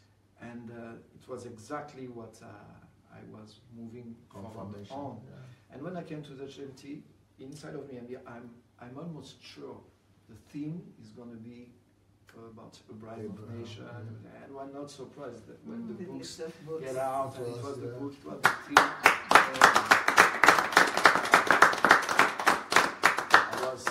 So I'm very happy because what I really appreciate of your work is that you as I said, with this one, it's like you have the method to start from the revelation and The mind of God. yes, and to put us on ground with this, and that's what I love, because I knew how to get revelation from the Word, fresh one, to change my mind, to change me, but after how to be really practical, how to put this in practice, how to get detailed in this part is blurry for me. It's sometimes difficult. I try things, but I'm not sure of how.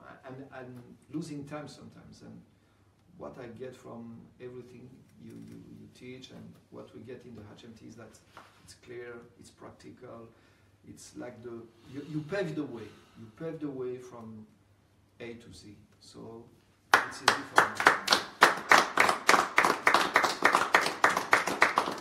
And one more reflection I'd like to add, I've shared this already with my team, is that I have some ideas, but I would like you to answer this for me, because the kind of person you are, the kind of ministry you are preaching, you have already done, and we know a part of it, and I could say, how is it that, for example, we are here at Chanty, you are giving us hours each day, and behind those hours there are more hours of work and everything, all the team also, and we are just maybe 20 some people, ordinary people. You normally someone of your standard, you could easily, and you have done this, you could make a pastors, leaders conference with 3,000 people. You can came and not letting everyone share on your own platform, only you came, you preach, from authority, everyone praising you, you can solve 2,000 books, make a good profit of it, what everyone does. So I have maybe some idea, I know you're intentionally what you do, but first of all, my conclusion of this year, I don't want to take it lightly. It's not because you are giving freedom, you are close to us. It's just like, I can do this, I do this with, but we are not operating from the same level. No. Everyone is okay. It's not humility, it's reality.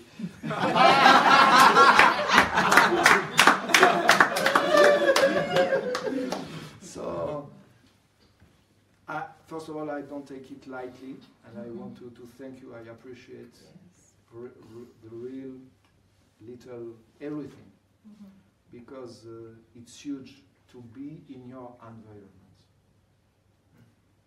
Something happens, not only with the teaching, something spiritually happens without pushing it emotionally, something is happening. You don't provoke things to happen, things are happening. And so I don't take it lightly, but it questions me a little bit, because what is your strategy behind, what is your... I leave it as a huge privilege. I appreciate it. That is your number one. Maybe you will still have number 2, number 3 question, but in connection to that, I will answer. But let me answer this number 1. But this question you ask, before I answer it, first of all, I will say thank you.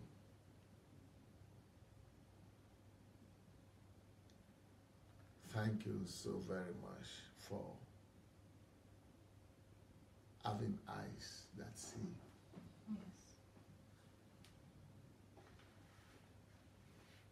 And having heart of wisdom. And having understanding of honor.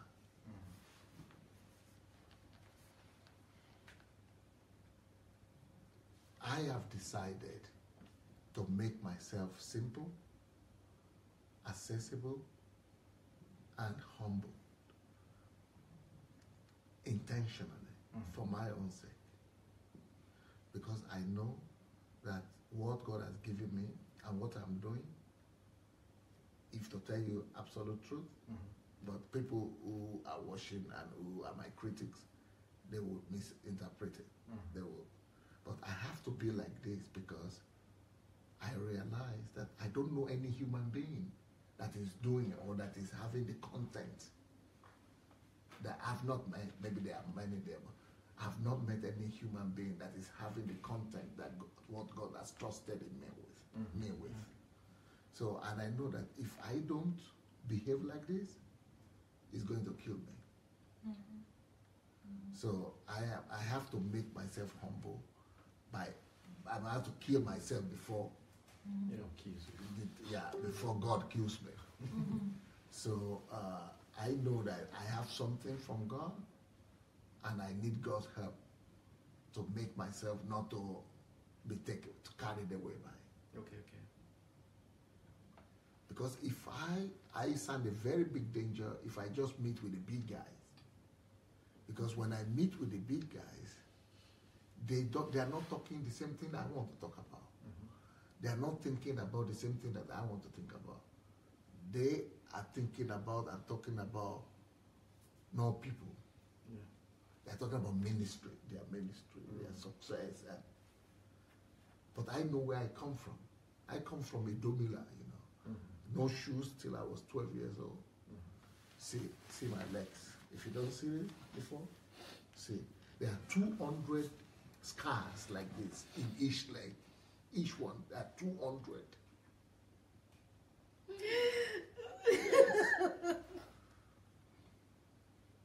See the other one. There are minimum 200 each in each one. In each one of these legs, there are minimum 200 scars. The village there,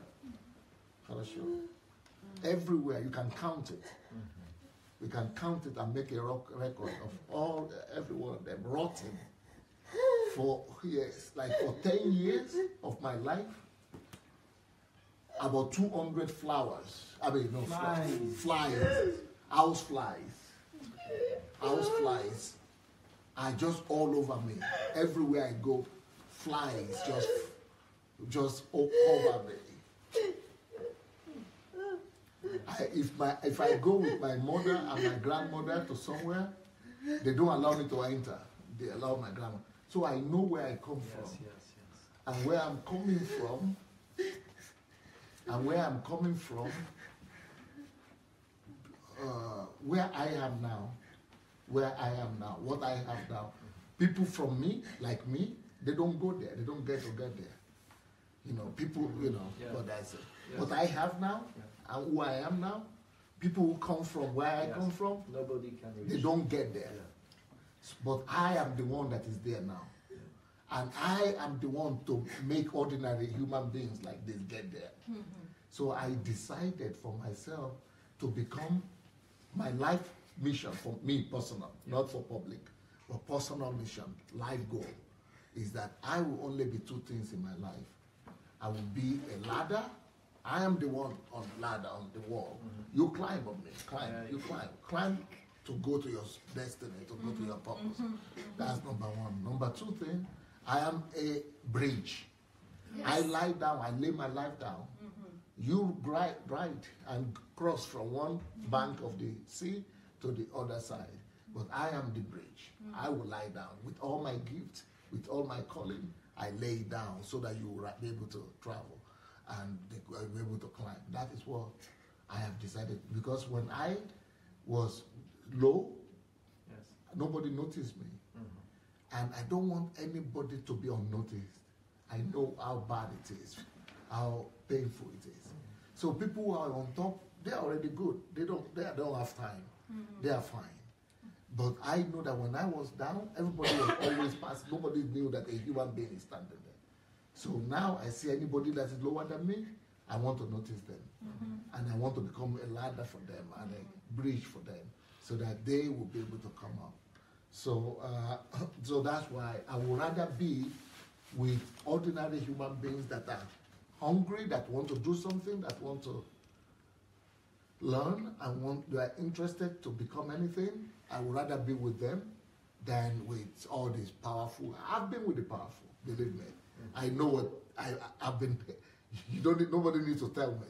I've been with everybody. If you want to talk about spiritual, I've been with spiritual T.D. Jakes, Benny Hinn, Oral Roberts, Kenneth Hagin, T.L. Osborne. I've been with anybody, mention anyone. I've been with them personally, I know them. Fred Price, Rehan Bonke, they're my friends. So I've been at the very, very, very top. I'm not interested. I'm not interested. What people are doing there, they're doing a good job. Adeboye, Oyedepo, all the Nigerian ones, I know them personally. So I've been there. But they are good, let them do what they're doing. But I'm coming from a different background. A background of, low, from the very below zero. And then I also came to Russia. And in Russia, God locked me out. I've never been a church member in my life. I never became a church member. I never was under some GOs or bishops or something. So I was just in Russia. And in Russia, God told me, when I want to do something different, I take my generals to the wilderness. And I teach them so that they will not be contaminated with other things. Some people I will teach them and train them in the church.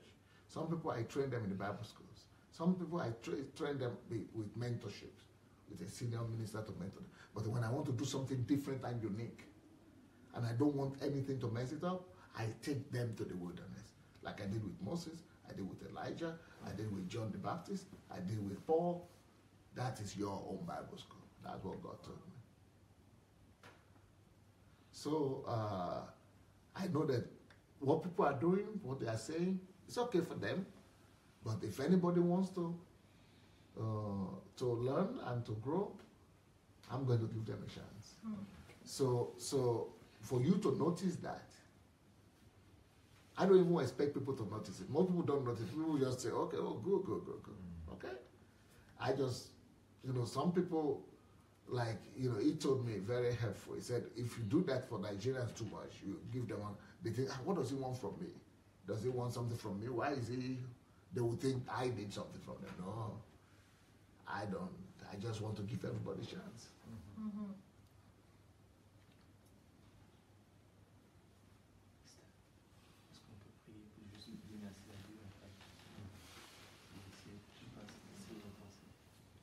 Yeah.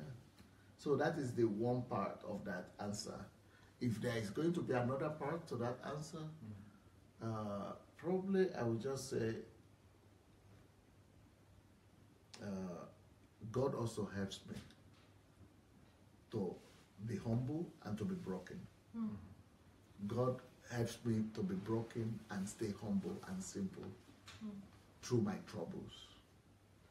So just like with Paul, God said, I gave you so many revelations and they are too much that I need to send the agent of Satan to buffet you and to give you a thorn in the flesh. So he had a thorn in the flesh because he had too many revelations. So the same thing with me. And I think I have a lot of this trusted revelation and things. And God had to put me in a condition where I am constantly being humbled. So, in Russia here where I'm living, you can't believe what I've done for this country. If you see the statistics, we have even certificates and plaques and awards and rewards from the government. I have a whole book of rewards and awards from a whole magazine, a whole book of awards from Ukrainian government, and where it is documented that we have saved this country over $2 billion US, our church alone, and we've been able to minister to one-on-one in Ukraine alone, maybe minimum 20 million people. You know, so and all over there was 70 million people. So we've done some things. But despite that, God allowed the government to always persecute me and to always put me in a situation whereby I have to be humble. I have to be constantly broken. Maybe it is attacks of the government, maybe it's the KGB, maybe it is rumors and lies, maybe it is accusations, maybe it is court cases. Just something is going on all the time, and I know it's for me, it's for my good, because I needed, from the level of, I've been doing personal relationship, solitude with God for over 20 years now. So, and after that, believe me, I don't need to pray for God to show up. And that's why you notice in the HMT that without even praying, you feel the presence of God here like nowhere else. Yes. Even ordinarily. Yes. I don't need to do it because I have prayed for every 4 months, every month of the for 20 years, every month, I never miss 1 week not to pray, not to go and pray and fast and 18 hours a day and 14 hours a day. So at least for a week. So that's like for 20 years constantly. In every 4 weeks, I would take 1 week out. So at the point when I did that for 8 years, God became to me as if it's my skin. I don't need to look for God. It's like I'm breathing God. It's like I'm one with Him. I began to understand what Jesus said. I and my Father are one. For me, it is not a theory anymore. I don't read it in the Bible. I experience it. I live it. Before I go to preach, I used to pray, oh God, now I know how to switch. God that it's just like you have frequency of radio. Now I know how to switch. If I need to see Jesus now, I will see Him right now.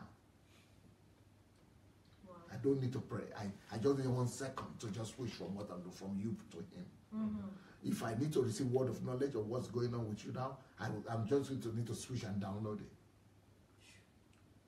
When I'm going to preach, I'm not praying before I go to, but before I have to pray.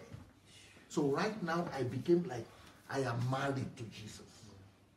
I breathe, I live with Him. So, but it's it happened after 8 years of constantly doing this. Solitude. So after that 8 years, it just took off to another level. So when you have that kind of relationship, you have to always be humbled. And God is helping me. And also, I remember where I come from. So all my story, everything is helping me to do that. And but now, I have a bigger challenge in my hand. And the big challenge that I have is to attempt, by the grace of God, to do what everybody has been trying to do and be failing, to try to make Africa a first world continent, starting from Nigeria. That, even though I am so close with God, and he's my friend, he's my father, but even me, I see the weight of the continent on me, and I feel the weight of the responsibility. I know exactly what to do. I see clarity. I have the details, picture. I know exactly what to do. But I know the heaviness of that responsibility to shake, because I know all the attacks and all the fights and all the oppositions that we have. The problem is not to change the country for me, but the problem would be to convince people not to disturb me, not to delay me, not to kill me before that. You see? So that would be the problem. They will not kill me, but I will need to survive. I will need to fight every day to help people who I will need to fight. People who I want to help are the ones who we're going to fight the most. Yeah, so I have that weight in me. Then I also have to humble myself all the time, because God is showing me what to do, how to do it, but I cannot do it because I am under limitation. And this is also God's wisdom.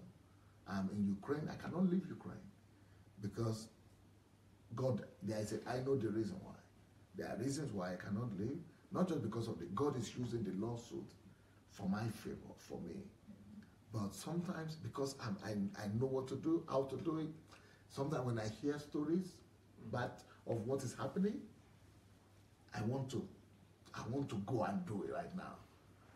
But if you have possibility to do something and you physically cannot go and do it, it's a different kind of suffering. You know, most people don't have resources to do what they need to do. But when you have it and you cannot, like right now, I have resources, financial also, much more than anybody could imagine. But I cannot access. Or I cannot even, not just forget about resources, I cannot even access Nigeria. I cannot even go. I cannot even access the country where I want to go and save. You know, you know what to do to help the country. So it's a different kind of suffering. But it's a suffering of humility. I have to always be humbled because I know God's time is the best. Now, also, every day, what you just noticed, that you are humble with just a few of us, you serve us, you are easy with us. I go through that every day.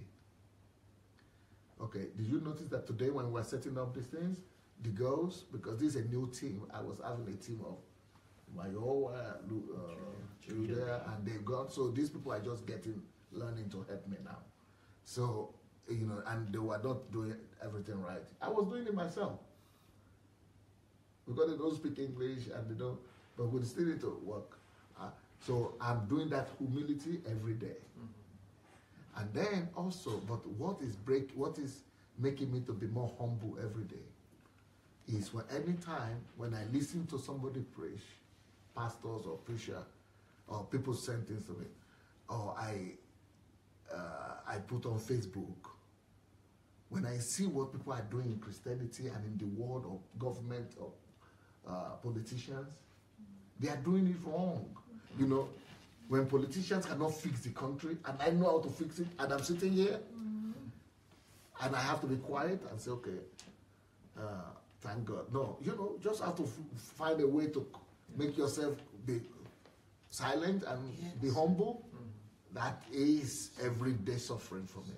And that's what Solomon said. There is suffering in wisdom. Then the second thing is, apart from politicians, my country, but everybody's suffering, and they cannot fix it, and I know what to do. I'm teaching you these principles now. Okay, now also, another thing is, I see Christians, pastors, and churches struggling, getting it wrong. Because if I talk, they will say I'm proud, or are you the only one who knows? So I have to be quiet. So every day I have to always behave and keep quiet and just do as if I don't see. I just see God, I just trust God, I just leave until God gives me opportunity to talk to people like you. Then I talk. If not, if nobody wants to learn, if nobody is asking, I keep quiet. And I don't want to go and say I know or something. I can talk on my own platform, but I see people just wasting their lives, doing things wrong. And I can help them, but maybe they don't know. I don't want to tell them that you are doing things wrong. It will come across as if you are proud. So you have to be quiet. So those things, they are more humility for me, breaking of me every day than this HMT. This is good for me because you have people who want to learn.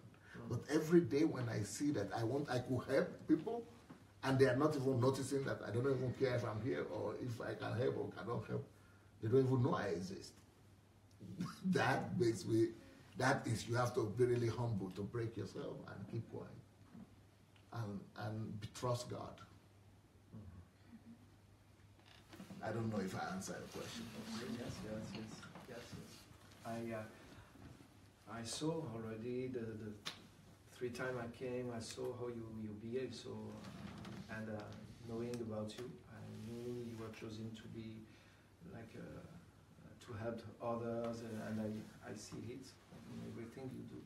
So you're a huge model. But in ministry, I'm saying it's a choice because you could advertise, do something in the church, invite people from all over the world. You even in staying in Ukraine and being humble to not to go to Nigeria, you should have done things differently and try to invest in other type of people. You see, you have the freedom to do. Yeah, because one thing is, if I've decided not to do conferences and teaching for the crowd anymore.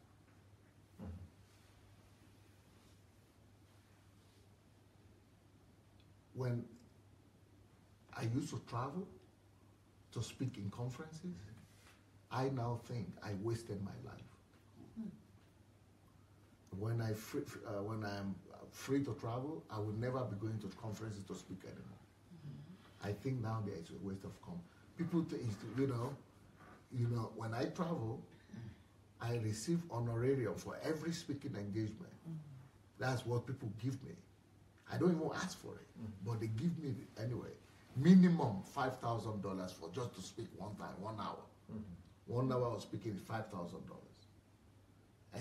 Anywhere I go to speak, Australia, America, England, just $5,000 just to speak. But I'm not interested. And they put me in first class. They put me in hotel. Hotel. I'm not interested. It's a waste of God's money, and it's a waste of resources. Because when I go there to speak, maybe I speak 2 times, or 1 time, or 3 times, maybe a few times, 3 times, and I leave. Everybody forget, and the life goes on as usual. I'm not interested. So right now, I'm afraid of getting crowd. I don't want to repeat that because I've done that before. I don't know if you're there. Not that I'm afraid. I don't have fear, but I don't want to risk it. I want to find 1, 2, 3 like Jesus. Now I understand Jesus better. Jesus had all the crowds. Even people in my church, who was there in church, you were in church. You have thousands of people in church, but I'm not even inviting them.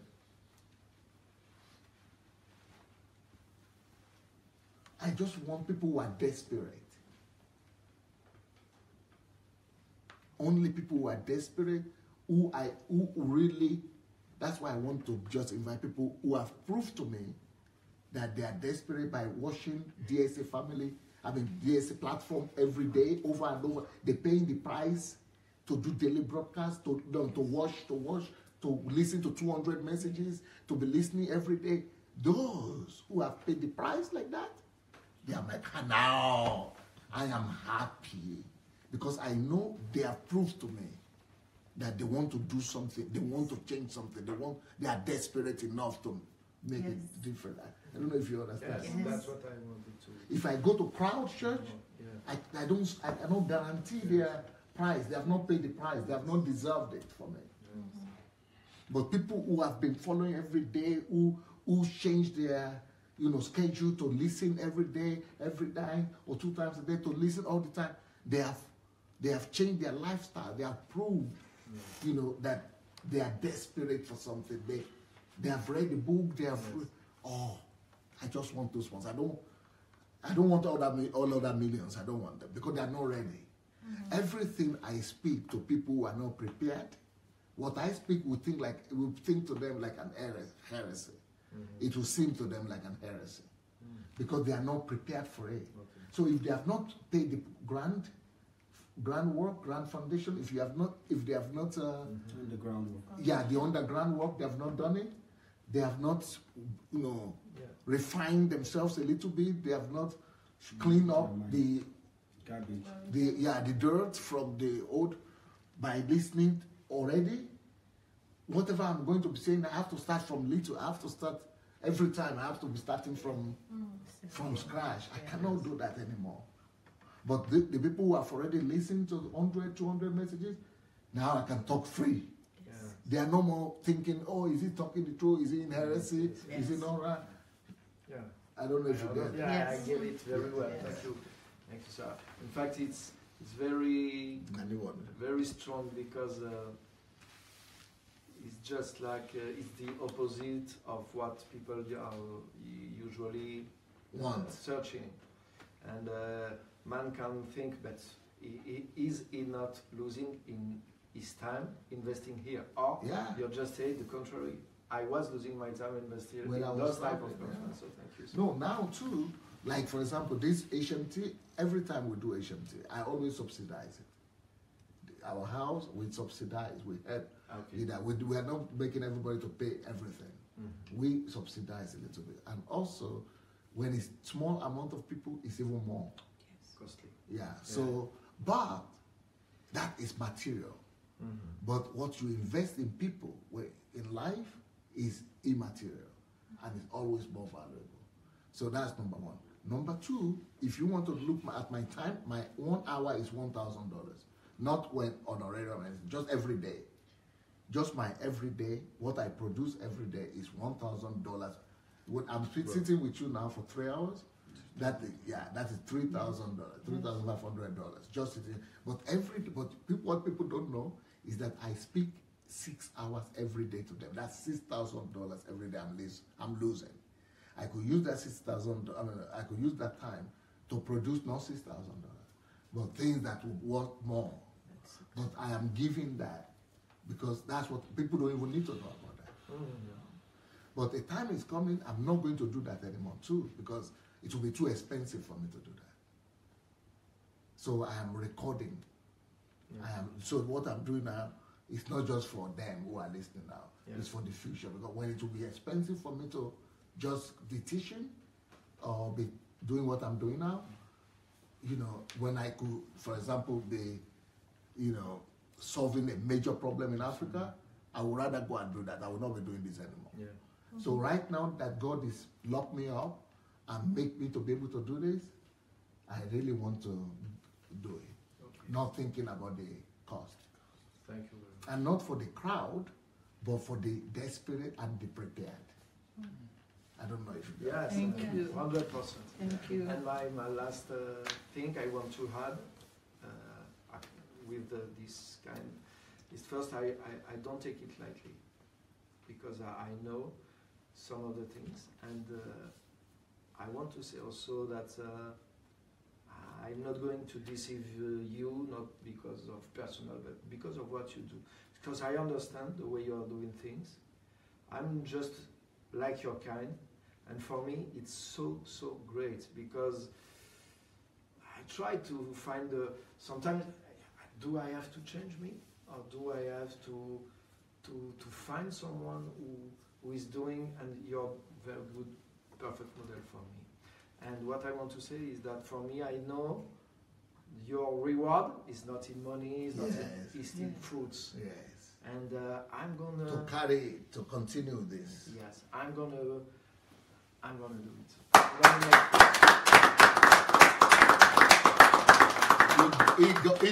You just nailed it. Boom. There is no greater reward for me than to see people who understand this message of the kingdom. And they don't need to I don't need tithes, I don't need offering, you don't need to be under my ministry, you don't need to be my disciple, you don't need to call me mentor, you don't need to be under me at all. Just go and do it. Don't even say you know me. Just say you don't even know me. Just go and do what you need to do. But go and practice it. That's my own. If I see you doing it and you say I don't know you anymore, I'm happy for you, but you are doing something. That's what I like. And that's what you say. So there's no greater reward than to go and practice this. You have invested. And like a talent, I'm gonna multiply it. I want to bring fruits for God, but also I'm thankful, but I know I have to do something. I am going to. Because I cannot go to Africa now, but you can go. So, that's my joy. You know what Livio is doing in Germany, in Holland. I don't even need to do. For me, I'm fulfilled. I go and do more for people. So but if I go to, like for example, before Livio, you didn't see me when he started obeying and following the principle. But before then, I used to go to Holland every 2 months or 3 months. For 3 years, I did that. And I had, you know what? In Holland, I had 45 churches come under me. Only all of them Dutch, white, Netherlands churches. 45. Yeah. They say we want you to be under. We want you all to be. Well, and I was going. They were doing conferences, and all the pastors and the apostolic leaders in Holland, they come to me to learn. I go and teach them. Everybody, but conferences now, I'm saying that was a loss and a mistake, because I was going there to do conferences. But if I would go anywhere now, first of all, everybody that wants me to go, they have to listen to as many messages as possible, read as many books as possible. Then I will only go to do HMT. HMT style. But before I come, you must be prepared. You must first of all read some books, some messages, be ready, renew your mind. Yes. Then we go, and you must not go out for a week. You must not go and call or go and eat or go and for a walk. You must refuse. You must be hungry enough to refuse everything, and you will not find many people who will be willing to do that. That's true. For 1 week, I just listen and do exam and be intense and pay the price. Okay. Because then, those are the people I know they are serious. Then I can invest myself in them. All other people, they don't need me. I'm useless for them. I am not needed. So when I used to go there, just do conference. Next conference, other person come. Next conference, other people bring new things. They forgot. Nobody remembers what I thought about. The conferences, they don't change. For me, it's a loss. This is a gain. He didn't even come to, he didn't even know me that time. But just by listening to my daily broadcast, not even daily broadcast, YouTube, he was able to do more than my 3 years of going to do conference, what they have done. And we were having thousands of people in this hall. So thousands of people didn't do what he did just listening to me on YouTube, not even coming here, not even seeing me. Because of the intensity there. But just one conference once a year, 1 month, 2 months, 3 months, people just go back. They are not serious. Yeah. I don't know if I'm getting Yes. it. Yes. You're making sense. Yes. That's really thank you. Yeah, Ari. Yeah, first of all, first thing I noticed when I came here is that people out there so that the first thing I noticed when I came here is that there's peace. There's peace in this environment. I'm extremely sensitive to peace. The peace I'm talking about is not the peace of you are watching anything. It's the peace of Jesus Christ. It's in this environment. It envelopes this environment. It's what in Africa people run to the mountain for. Okay. There's just that's the first thing I noticed. I was talking about him. And when I started listening to DSA in November, I was reading, I was listening to videos. Sometimes I go to bed, I can't sleep, I will leave the bed, I will come back. My wife was like, "Are you okay? Is there something wrong?" Because it was like a well of something was just rising up inside of me. But after a while, I was like, it seems that I'm not okay. Am I sure that all this, is DSA not a professor? Is it not just about information? Are you sure? Knowledge. Knowledge. Are you sure the other end of the spirit is there? And that is what propelled me. That I was going to come to HMT. On TV, I might not feel it, but if I come here, I know I will know. Yesterday was a miracle in my life. DSA called me out, and he was performing a surgery on me on live TV. It was a surgery. None of you know. People were like, "But you were well composed." I was not well composed. In that place, I was bleeding. I was like in a surgery, I was bleeding. I wanted to run out, but he would drag me back. "Come back to the theater. I'm not done with you yet." He cut me open. I was like, "No, I need to leave this place." And he brought me out. And there was a question he asked me, and I said, "I am the hope of Nigeria." And he started praying in tongues. And immediately he did that, I'm sorry, I know we don't say spooky things here, but I felt someone come to my back and held me. Oh God, I still have that feeling now. Someone came to my back and held me. I couldn't hold it and I started crying. I wasn't crying because of what he said, but there's a presence in this place. The presence of the Almighty. It is here. It is here. All he's teaching us is not just head. It's not just head. It's heaven. It's a conduit pipe from heaven. It's downloading. The presence is coming. The life is coming. He's taking it from the spirit and he's trying to break it down for. This man is not just a man of knowledge. He's a man of the spirit. Yes. The words that he speaks, I would truly say they are spirit and they are life. There's life in them. And that life is changing me. So that is one set I've noticed, the spiritual atmosphere of this place. Now I have realized that I am the solution to the problems around me. As long as my eye can see the problem, you are the solution.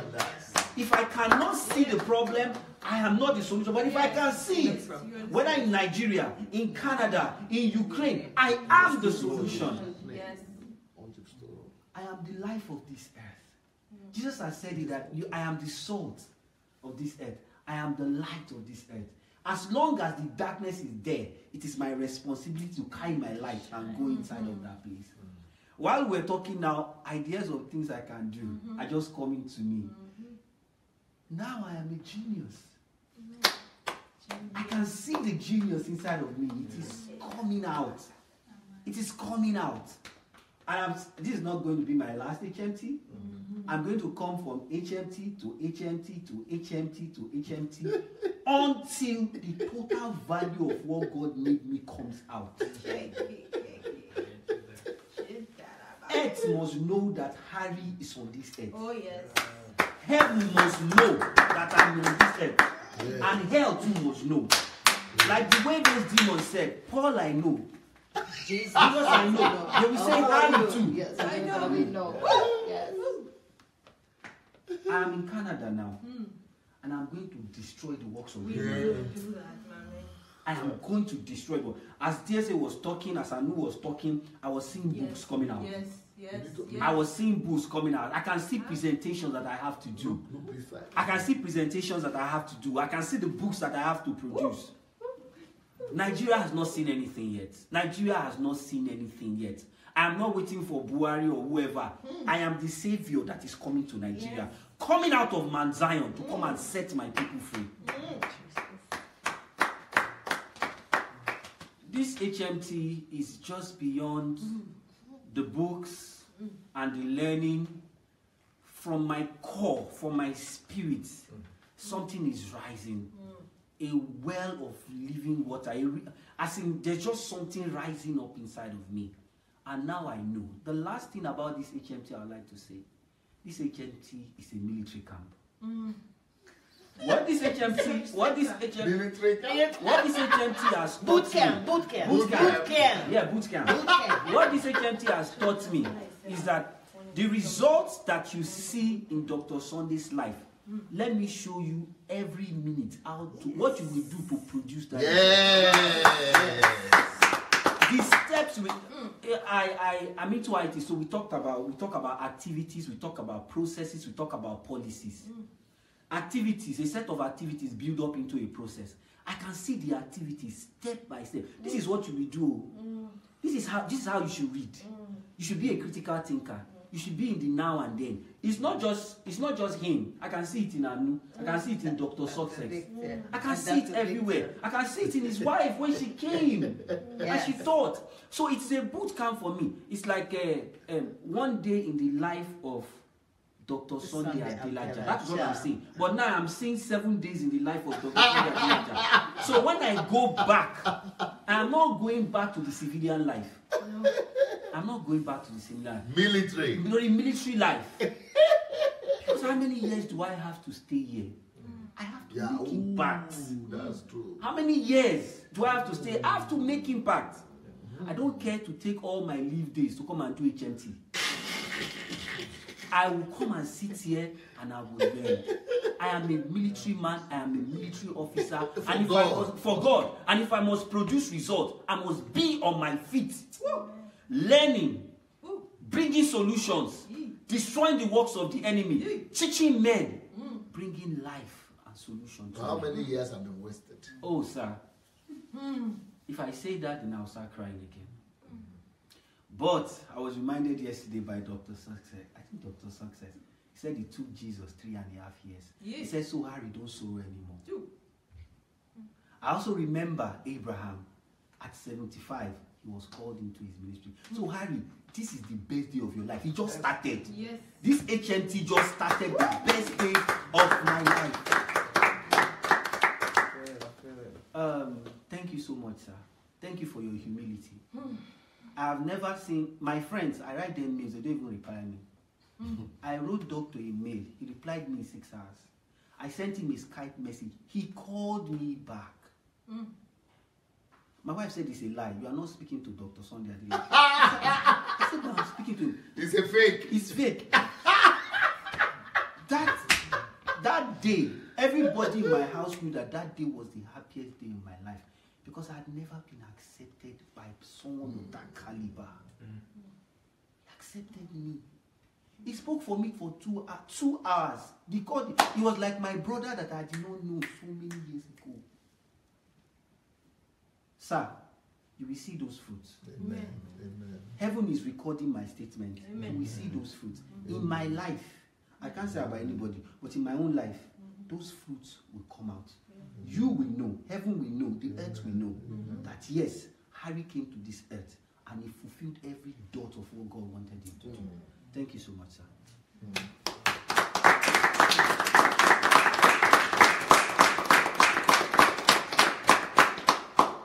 Anybody else wants to say anything? I will add something. Yes. I have the same joy of being accepted as a person. When I wrote Dr. Sunday, and I managed to go look in my email, and I see DSC in the email. I open it up. Just like I was doing just now, I was crying for a period, walking around in the household and said,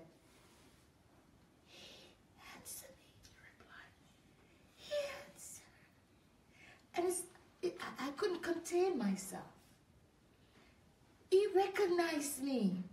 I was trying to write to Oprah Winfrey for a long time because of the things that I have. I want to share it to somebody different to listen to me. And Russia, Ukraine, in the distance, and I'm in America, and nobody sees me or even. And Dr. Sunday respond to me. It brought me great joy when I received that email back. And it wasn't days, it was just in a couple hours. I got the email back. I was astonished. Thank you, Dr. Sunday. And I said, in addition to that, you had to be here to receive me. Because if you was on the fast track, not that you wouldn't be looking down to see me, but I wouldn't have had the privilege to get the share. That's true. That share that came through for me to have the connection to get to relate to you at whatever point. Yeah. But it's not a bad thing that you're here, that God is holding you in His place for others to be able to receive. Yes, for those who need to do the work of God, to love, to see the values of God, to know that one of my PowerPoint, it says living is not just for yourself, it's for living for others. Yeah. And I share that you're living not for yourself, you're living for others. And I thank you for receiving me and for me to be a part of this HMT. And I've already engraphed whatever to do when I go to New York. I will prove myself with my responsibility.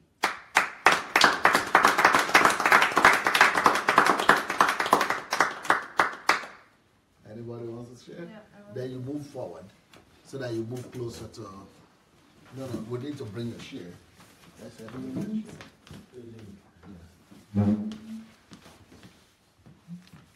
Yeah, that's right.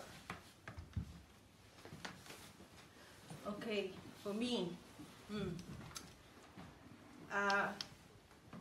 like I knew after the HMT in January, because I was following it consistency, the one in January, the Law and Order. I even have like a post in my, like I take a screenshot of every slide. It's on my Facebook, every slide. So that's when it started for me, that January. And then my spirit said, the next one, you have to be there.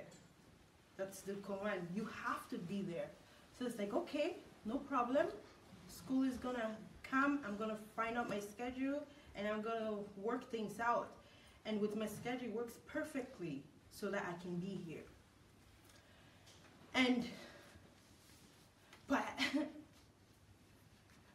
like everything was pulling me not to be here, fighting me in all kind of way for me not to be here. I was making a lot of sacrifice. I had the money, but because I just like to suffer for myself. Like I had the money, like because in Canada you can apply for like a student loan. I had money, like I had my student loan. There was money, but I used my student loan to help other people. Like giving them my money. Like okay, I still have to take care of my kids, but I was using my student loan. I know I'm not working, but I was still sacrificing and taking my money and give it out. So I end up run out of money. So it's like, okay, how is this gonna possible for me to get here? Now I run out of money because I've helped everybody. Now I can't even help myself. So I was really confused. So I went to school. It's like, yeah, the time is getting really close. It's like a week left for this the HMT to start. It's like, okay, how is this gonna possible? I run out of money now. Like, how stupid I was giving out my money and I can't even help myself anymore. So I wrote Pastor Sunday. It's like I really want to come, and I know God wants to release me. God wants to release something in me because my spirit keeps telling me there's something God wants to release through me. I said, but right now, the situation that I'm in, I can make sacrifice and I can get my ticket. I said, but accommodation and all that kind of stuff, I don't have the money to do that right now. I said, if you can help me with that part, I will get myself here. That's what I wrote. Like it was just coming out. I didn't even know. I was typing it and then I sent it. It was like an hour. I checked. I was even surprised. Like, oh, that was fast. He said, and he write me back. It's like, yeah, don't worry. As long as you get yourself here, don't worry. And then that was like something like, oh, okay. Went right away. Start finding tickets. Week to and I talked to my kids. My kids were all also another stumbling block. Oh, Mommy, you're going so far. Why are you going? Don't go. Don't leave us. My oldest daughter was just, Mommy, that's far. That's far. I don't want you to go. And she started, is it healthy there? Is it this? Is it safe? Is it this? It started talking about all kinds of things. I said, don't worry. Mommy, have to go. And I'm going to go to a boot camp. That's the word I said. I said, it's a boot camp that I'm going to. I'm telling you all this story. And then I came here. I made it here. Huh. And the other thing too, when I was coming, I told God, it's like, I'm coming all the way here. I don't want to be the same anymore because I've gone to, Derek has done 2 HMT in my church. I did it 2 times. It started something in me, like things, I was doing other stuff there, but it was not good enough. It's like, God, I want answer. I want solution. So the word that I told God, I said, God, when I'm coming to Ukraine, I need solution and I need answers. And when I came, I got solutions, I got answer, and I'm going back with the solutions and answer that I can set Thunder Bay free. I can set Sierra Leone free. It's just amazing. And the presence of God here, oh my God. I've never ever felt the presence of God ever this strong in my life. Like I feel it, like I sense it when I'm in Thunder Bay, like all the time, but I'm always like drunk. That's how I feel. Like I'm always drunk. People think I'm tired, but I'm not tired. Like I'm just overwhelmed with the presence of God. Amen. Like even when I'm sleeping upstairs, like the electric shock that goes through my body, I've never, it's like, oh, like what is going on? Like standing up, walking, it's like I just, like it's so heavy, it's like, Lord. but I made a decision that even once we finish here, I'm gonna put it on I am the solution to Thunder Bay and Sierra Leone. I am the solution.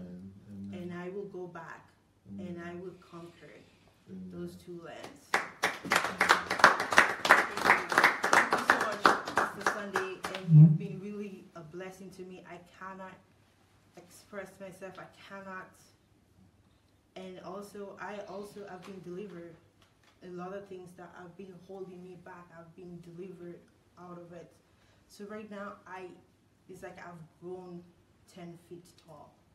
Like, like 10 foot tall, like I'm walking high. It's like, oh my God, I am the solution. Amen. And thinking, it's like, I've been seeing, like the way I see things all this while, I see, it's like always complaining, like you talking about, you see things that you know you have the answer to it, but people are not doing anything. The pain that you feel, I feel that same way for for Thunder Bay and Sierra Leone, because when I went there 2 years ago, I was just in so much pain, everything when I'm walking. And I didn't even spend that long. I went for only 3 days in Sierra Leone. 3 days. I only spent 3 days there. But the problem that I saw, it was too much. I was like, and I was asking everybody, why is this everything like that? And they look at me like I'm strange. It's like, what are you talking about? It's like, this is not right. Like, this is not right. It's like, oh, please, because you're from Canada, you just got here. Look, you're complaining. This, like, I said, but this is not normal. Now you are the solution. Okay. Yes. Thank Thank you. you. Thank you. Okay. Who, you want to speak? You speak. Sit in front. Yeah. Good. Yeah. Okay, first of all, just as my pastor, when I just arrived, I was, how to say, I was just looking around, and actually, I was talking to someone, he's not there today, but I'm the type of person to observe. I like observing. I just like observing, watching around, etc.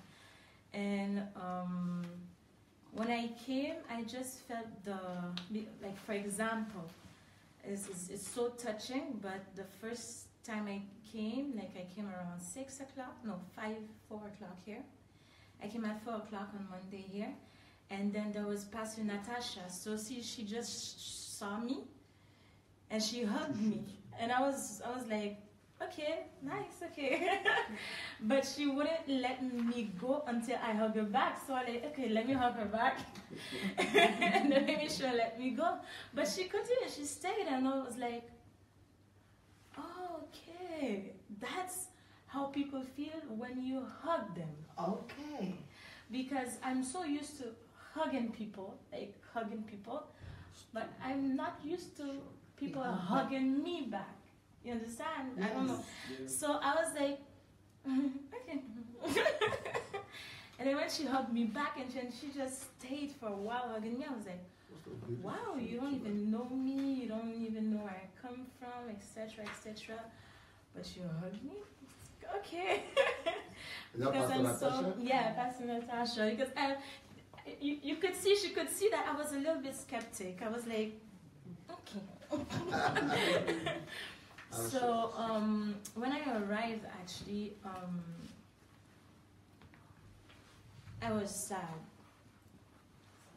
mostly for other people to know what they are going through.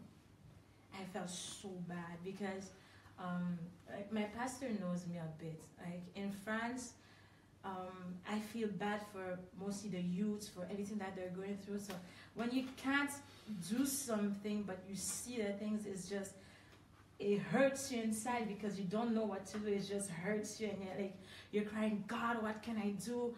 What can I do? Like, and then you can't do something. Like for example, I have so many ideas to help those that are outside and help them. But when financially you have nothing, it's just, it's like, it frustrates you at a point that like you're like, oh, why you keep on showing to me if I can't do nothing? Yeah. So when I came here and I saw everything, like I know religion. I grew up in religion until I came in Pastor Pierre's church when I read. But when I saw, like for example, I was happy, and I was happy. Why? I didn't get something. The only thing that HMT brought to me was joy. I won't lie. TNT is joy. Joy not because, how to say, not because, like, it's like I said, God showed me the meaning of my calling, actually. He just showed me the meaning, and I was joyful because before I was just so, like, you know, when you give, and like you're always pouring, and then I was just tired. And then when I had to come to HMT, because before coming to HMT, we had a program in our church, and we were working like non-stop for a week, and then I had to take my plane. But like when I took my plane ticket, I took it like in Paris. So I didn't have, so when I checked to find like a car or train to go to Paris, there was no more train, no car, and it was only by airplane. So and the ticket was like 134 euros. I was like, oh my God, I'm already tired and everything. And then you have to know that when my pastor told me about HMT, he said, it's great, but you're going to work. I'm like, I'm so tired, and I'm going to work. I'm going to read like at least 5 books. Oh no, I can't. I just want a break. I just want a break. But actually, God bring me here because that was my break. Wow. Through, like Pastor Natasha asked me, like, aren't you tired? Because she always saw me in the mirror, always reading until 3, 4 a.m. always reading. And then I told, and then she said, like, when are you going to sleep? I tell her I'm going to sleep when I stop working. Wow. And she just stopped, and yeah, because when you keep on working, you're not asleep. Because that's how I am naturally. But when you're tired physically, like you're so tired, you're like, oh, just leave me alone. I want to break. Yeah. But God showed me that my break is work. It's controversial, but my break is work. And what I felt is like I felt joy. Like I told even my pastor, I felt joy not because something spiritually happened, but seeing people change. That's my joy, actually. Seeing people, like, for example, seeing Harry just cry and see that's the meaning of his life, the transformation. That's what makes me happy. That's what brings joy to me. It's like seeing Maxine.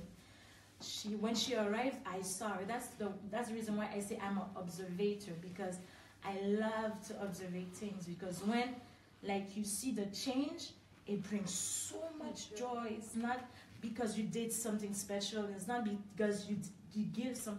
Just the fact that the person changed, the character changed, the mindset changed. Like seeing people, like seeing like Pastor Wellington, when you guys said black people were cursed, I was so shocked because I was because like I don't like, because I was like, don't you guys read the Bible? No, seriously, I was.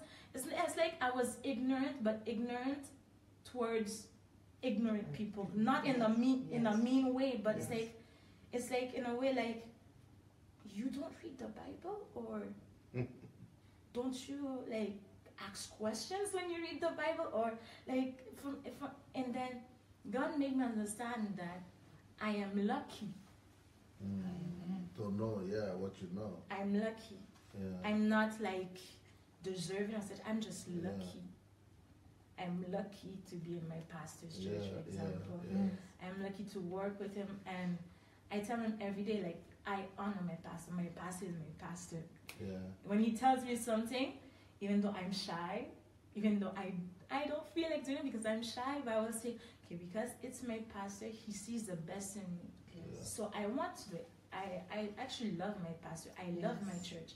So when I heard things like you people mock the church or serve in church because they want something, my heart broke. Because I'm like, you're not supposed to do that. You're supposed to do that just because you love your church. It's out of love. And how to say, I was transformed because I was happy to see people transform. And that's the reason why I said, to be a transformer, you have to be a trend former. Because you have to just stand up and change the trend. That's how people will transform. You change the trend. That's right. You change the style. We change the trend. And once the trend is changed, but the person is transformed. Yeah. It's just that. And to see just people, like, for example, my roommate, I was in Oh, okay. not Dupe, Shidia.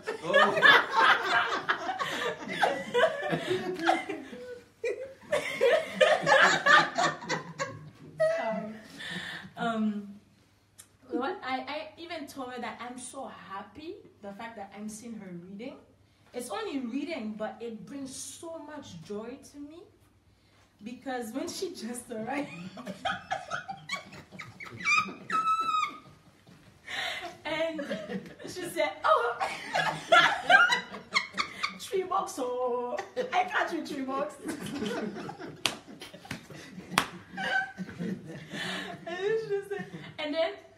And then like the first day it was hard for her. It was really hard. The second day, but on the third day, after reading, I went to sleep at 4 after reading, so I went up backstairs to go, and I saw her reading. I was so happy.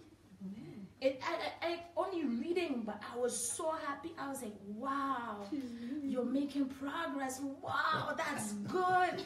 And then I was not just even me and Limuel, we were happy because we were like, you see, she's reading now. She's like reading, writing, and everything. And she's like, I'm like, wow, that's what brought me joy. And that's the reason why when I'm going back to France, actually, I already, all those things that we've learned today, well, just like the pastor said, I was already aware of that, actually. But you have a good pastor. I was aware of that. And I was aware of that, but what really pushes me right now is that I'm like, I just have to do more. Yes, I have my cell group. Yes, I have a group of girls that are leaders actually already and that are working, etc. But there are more youths outside. There are more people that have been through this type of stuff. There are more, and my joy is just to see people transform. Just to see people even one step. You don't have to do someone that was sad and just have joy. That brings joy to me. You don't have to pay me. You don't have to do anything. That's, for me, that is more meaningful than doing something else. And that's what really brought joy to me. I'm just happy because I was sad because to see people go through all that, I was sad. Even though I was laughing. Yes. That's just how I express myself. I was laughing because everybody saw me and they're like, you see, no, she's laughing, etc. But I'm always like that. It's just like when I arrive in an environment, I observe. That's what Pastor always told everyone. I'm just calm. I'm shy. I'm calm. Like right now, I'm trembling because I'm in front of the camera. I try to control myself. But for me, what brought me joy, and that really, it's like I got my energy back. I got everything back just because I saw people happy. And it's not even the message, like everybody knows the message was powerful. Yes. Yes, it was. I won't lie, it was powerful, it was amazing, yes. And all the dreams that I already had in my head, it's like now I'm like, okay, I have to accomplish them. Because when you see someone already write 5 books or 10 books, and you're not even at a PhD level. I'm so happy I'm not PhD. I'm not. But when you see that and you're like, and you just see the person serving, like for example, the lady that you brought, she was serving. For me, that's for me. Seriously, for me, I look more to people that serve than to people that do anything in the church. No, seriously. Yeah. For me, I give more honor to people that are sweeping than people that are preaching or doing anything. It's like that. That's how I am. Like, it brings more joy to me to sweep, to do everything else than to be in front of the camera. Service. Yeah, that's how I am. And just to see, like for example, yesterday when, like, you didn't even know me, and we just start laughing, and just laughing. For me, even I felt like my laughter brought you joy. I don't know how to say it, but because afterwards, when you talk about your story, I was like, why? Why did it happen to you? It tore me. But at the same time, I'm like, you know what? I'm happy because I made you laugh. Yeah. And you didn't know the story then. I made you laugh because I just saw you just simple. Here, you came to talk to me. I talked to you and then we laughed. But that brought me joy. And I was like, okay, even though I couldn't do anything financially, but just bringing joy. That is even more sometimes than finances. So I was like for example, Livio's testimony, it hurt me. I was like, how can you say you're a Christian and do that? I was like, you can't be Christian. Not even Christian. You can't be a person. That's all. It's not about the values. You can't be a person and do that. Like, you can't see someone bleeding and just walk past. You just have to help. That's for me. Then just to see people transform. The pastors, you mean with the pastors? How do the pastors do? Yeah. For me, and just to see that, I was like, okay, I came from a church that was religious, but you guys suffered most. Because, yeah, at least I was like... So your church was not bad? No. They were bad for me, but at your level, it's nothing. It's nothing. I explained to my pastor how my church was, but for you, it's nothing. It's nothing. And like somebody that I laugh every day. So somebody that hasn't laughed in 5 years. Yeah. I can't imagine that. I can't imagine that. I was angry more than anything else. Yeah. And to see I felt like, seriously, I felt like God is crying. I don't know, but you feel the weight and you see like God is crying for his children, crying for people, crying for those type of stuff. God is crying. And what we are doing, we're not constructing, but we're destroying. Yes. And that just hurts. Like to see you just recognizing that you have wasted your life, yes. that hurts. Yeah. That hurts. I felt your pain. That hurts. But I'm happy. I'm really happy. I'm really happy for everyone. That's the only thing I could say. Yes. I'm happy for everyone. I'm proud of everyone. And thank you for refueling me and to giving me the motivation to just continue. I'm just thankful towards everyone. And that's it. So, is it worth it that your pastor brought you? Yeah. Even though I had to sleep 11 hours at the airport. 11 hours at the airport. But it was worth it. It was worth it. And Wow. I just got refueled. That's it.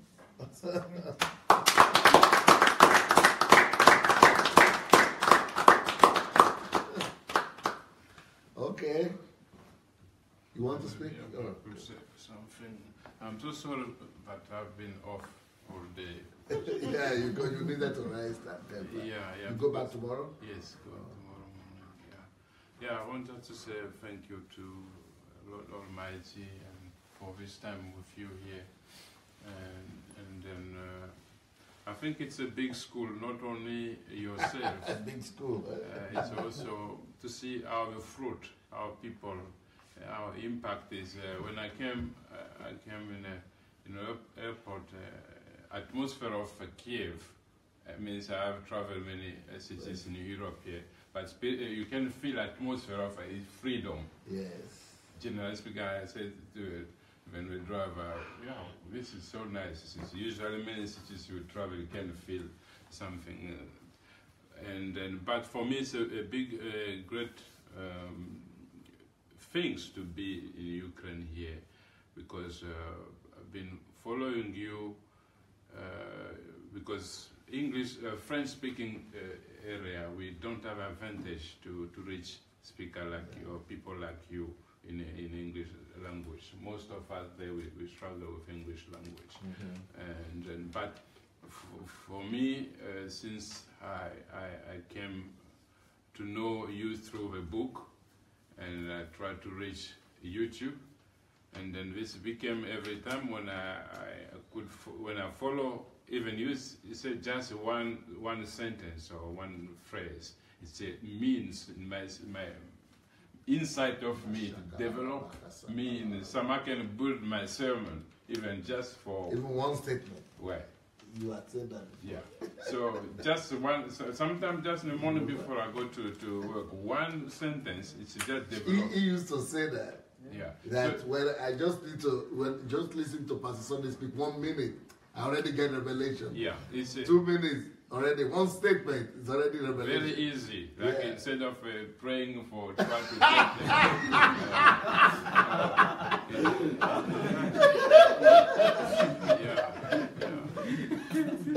So it's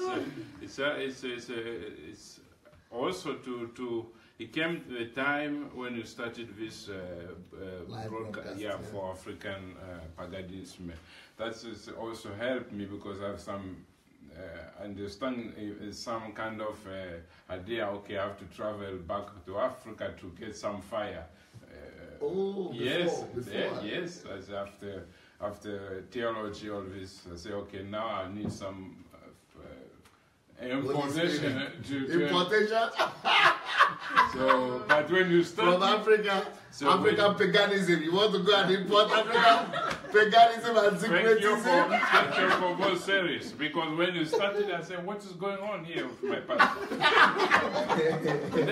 and then you good that you took Jesus who said don't charge, and they did this, and Paul who said this, and said to Peter, and when you brought the Bible, okay, I said, okay, I have to be quiet, because this is not just talking, it's serious, and the Bible is our standard, and that could help me to be open to follow everything until today. And then also that, I have also dreams. To dream you, to have you in my dream, I forgot to tell you that. You didn't tell me that. No, I forgot to tell that. I said, I'm very sad if I could go to Finland back without saying that. So, different times, I've seen her talk to my wife, well, I'm dreaming Pastor Sunday. And then, because when I'm in a ministry, I feel myself, I need something. It means I told you that when to study about theology, it's good but somehow I felt myself, I'm in the middle of people because I felt myself, I don't feel myself to be with my African fellow brothers and to do ministry. I feel myself in the middle of a different culture people you know yourself. And then this was my struggle, my own personal struggle. And then puff came on a dream. You are coming. And when you come, brother, oh, we are waiting for you. Come, let's pray. Come, let's pray. And then, so then I'm coming somewhere, like coming very tight, and you are standing there very happy. Brother, I say, oh. And then when I wake up, I saw my Lord. What is this message? And this happened 3 times. And then after that, I knew this is a message. I said to my wife, I don't know. I have seen, how can I dream a Pastor Sunday? It's serious. So it means I need principle from my brother. And then it came the time when you told that it was teaching somewhere here, and then what will happen, you're going back to Africa, how you see Africa. And that was like I felt myself inside, like in this place. Wow. I felt myself, I'm here in Kiev. So, and then I said, okay. Presence in the spirit, wow. Yeah, so I felt myself, and I shared to my church, I said, I have to go to Ukraine. I said to my church, they blessed me. Elders, put my hands. Yeah. They don't know maybe details of Kiev, but I saw your book. I say I need to go to learn from Pastor Sunday because I want to duplicate, or what do you call it? Duplicate this wisdom he has, because Europe also is in need. Because for me, people were Finland or other countries in Europe here sent a lot of missionaries in Africa. Yes. And this is, I think, also, it's time also us to bring also something to them. They need also us as well. So I'm going back very, very happy. It's a big school for me when I saw yourself, because I know a big name in Africa. And then I was not so surprised, because in your teaching I can see it's the same person.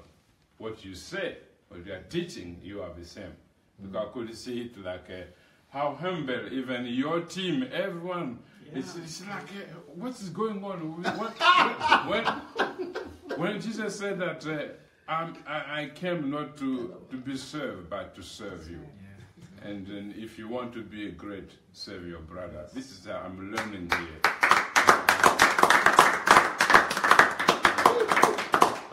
I thank God for all this.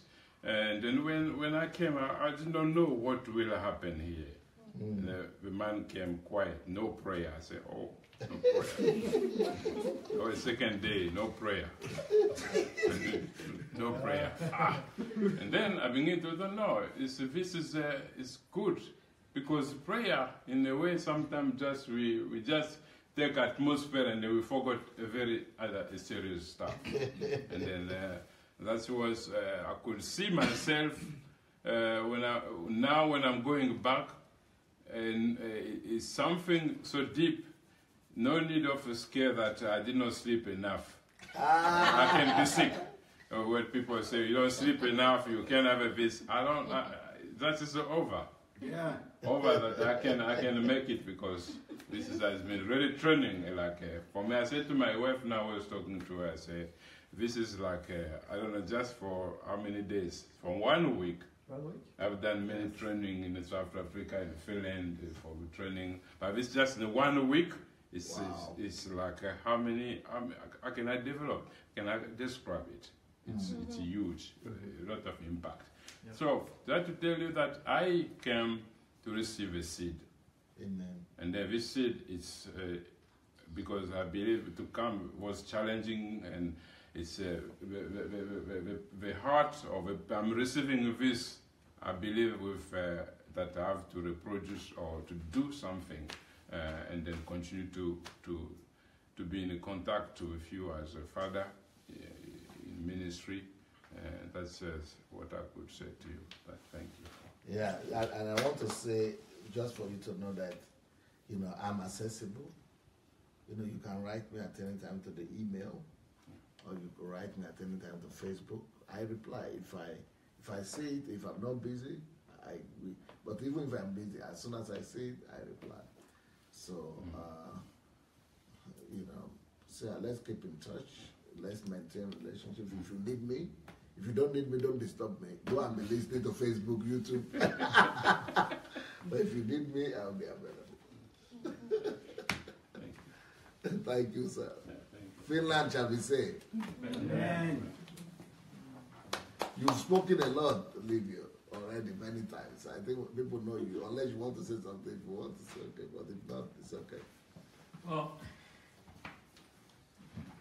what I wanted to say is, this is the third time I'm here, and the first time I really had to repent because I don't know if you remember it, but I said, I came here and I thought I knew it all. And why I said that is because I always search for the best thing. So I really believe that God brought me to the best. But also in Holland, I sought for the best church, and I'm in the best church. And my pastor started repeating himself over and over again. So the title of a message would change, but the content is the same. So I thought, if this is it, I know it all. And that's the best. Yeah, and that's the best in Holland. So I came here and then, you know, I listened to a lot of series, and eventually I stopped listening to some series because I thought I would come here. Didn't know that every series is different. It's different. So I'm back into. I'm like now. Life is predictable. So I came. We didn't say you never stop learning. Yeah, I really had to repent. No more repetition.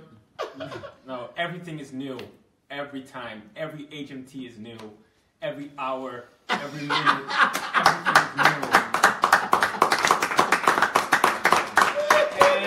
And it makes every hour, everybody. But God is like that too. Yeah, it's what we do every day. There's always more of God, something new of God. And that's what I experience here. So, yeah, I really feel connected. Not only with you, but, you know, all the people I meet here, most of them are new faces to me, but I feel so connected. Yes. And that's because we're the DSA family. Yes.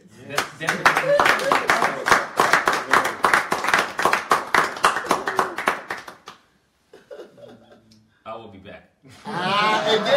Again. So it's going to be new again. It's going to be new, that's why. Yes. Thank you so much. Thank you so very much. Well, we have been here for over 3 hours for this second session, and yeah, and what should I say? I just think that you are wise for coming, and maybe God helped you to be able to come. I'm sure many people would like to come, but they couldn't come. But thank God at least they were able to get the teachings. But you see now that what is happening here is more than the teachings. Yes. Yeah, so it's more than the atmosphere, the discipline. These are much more than the teachings.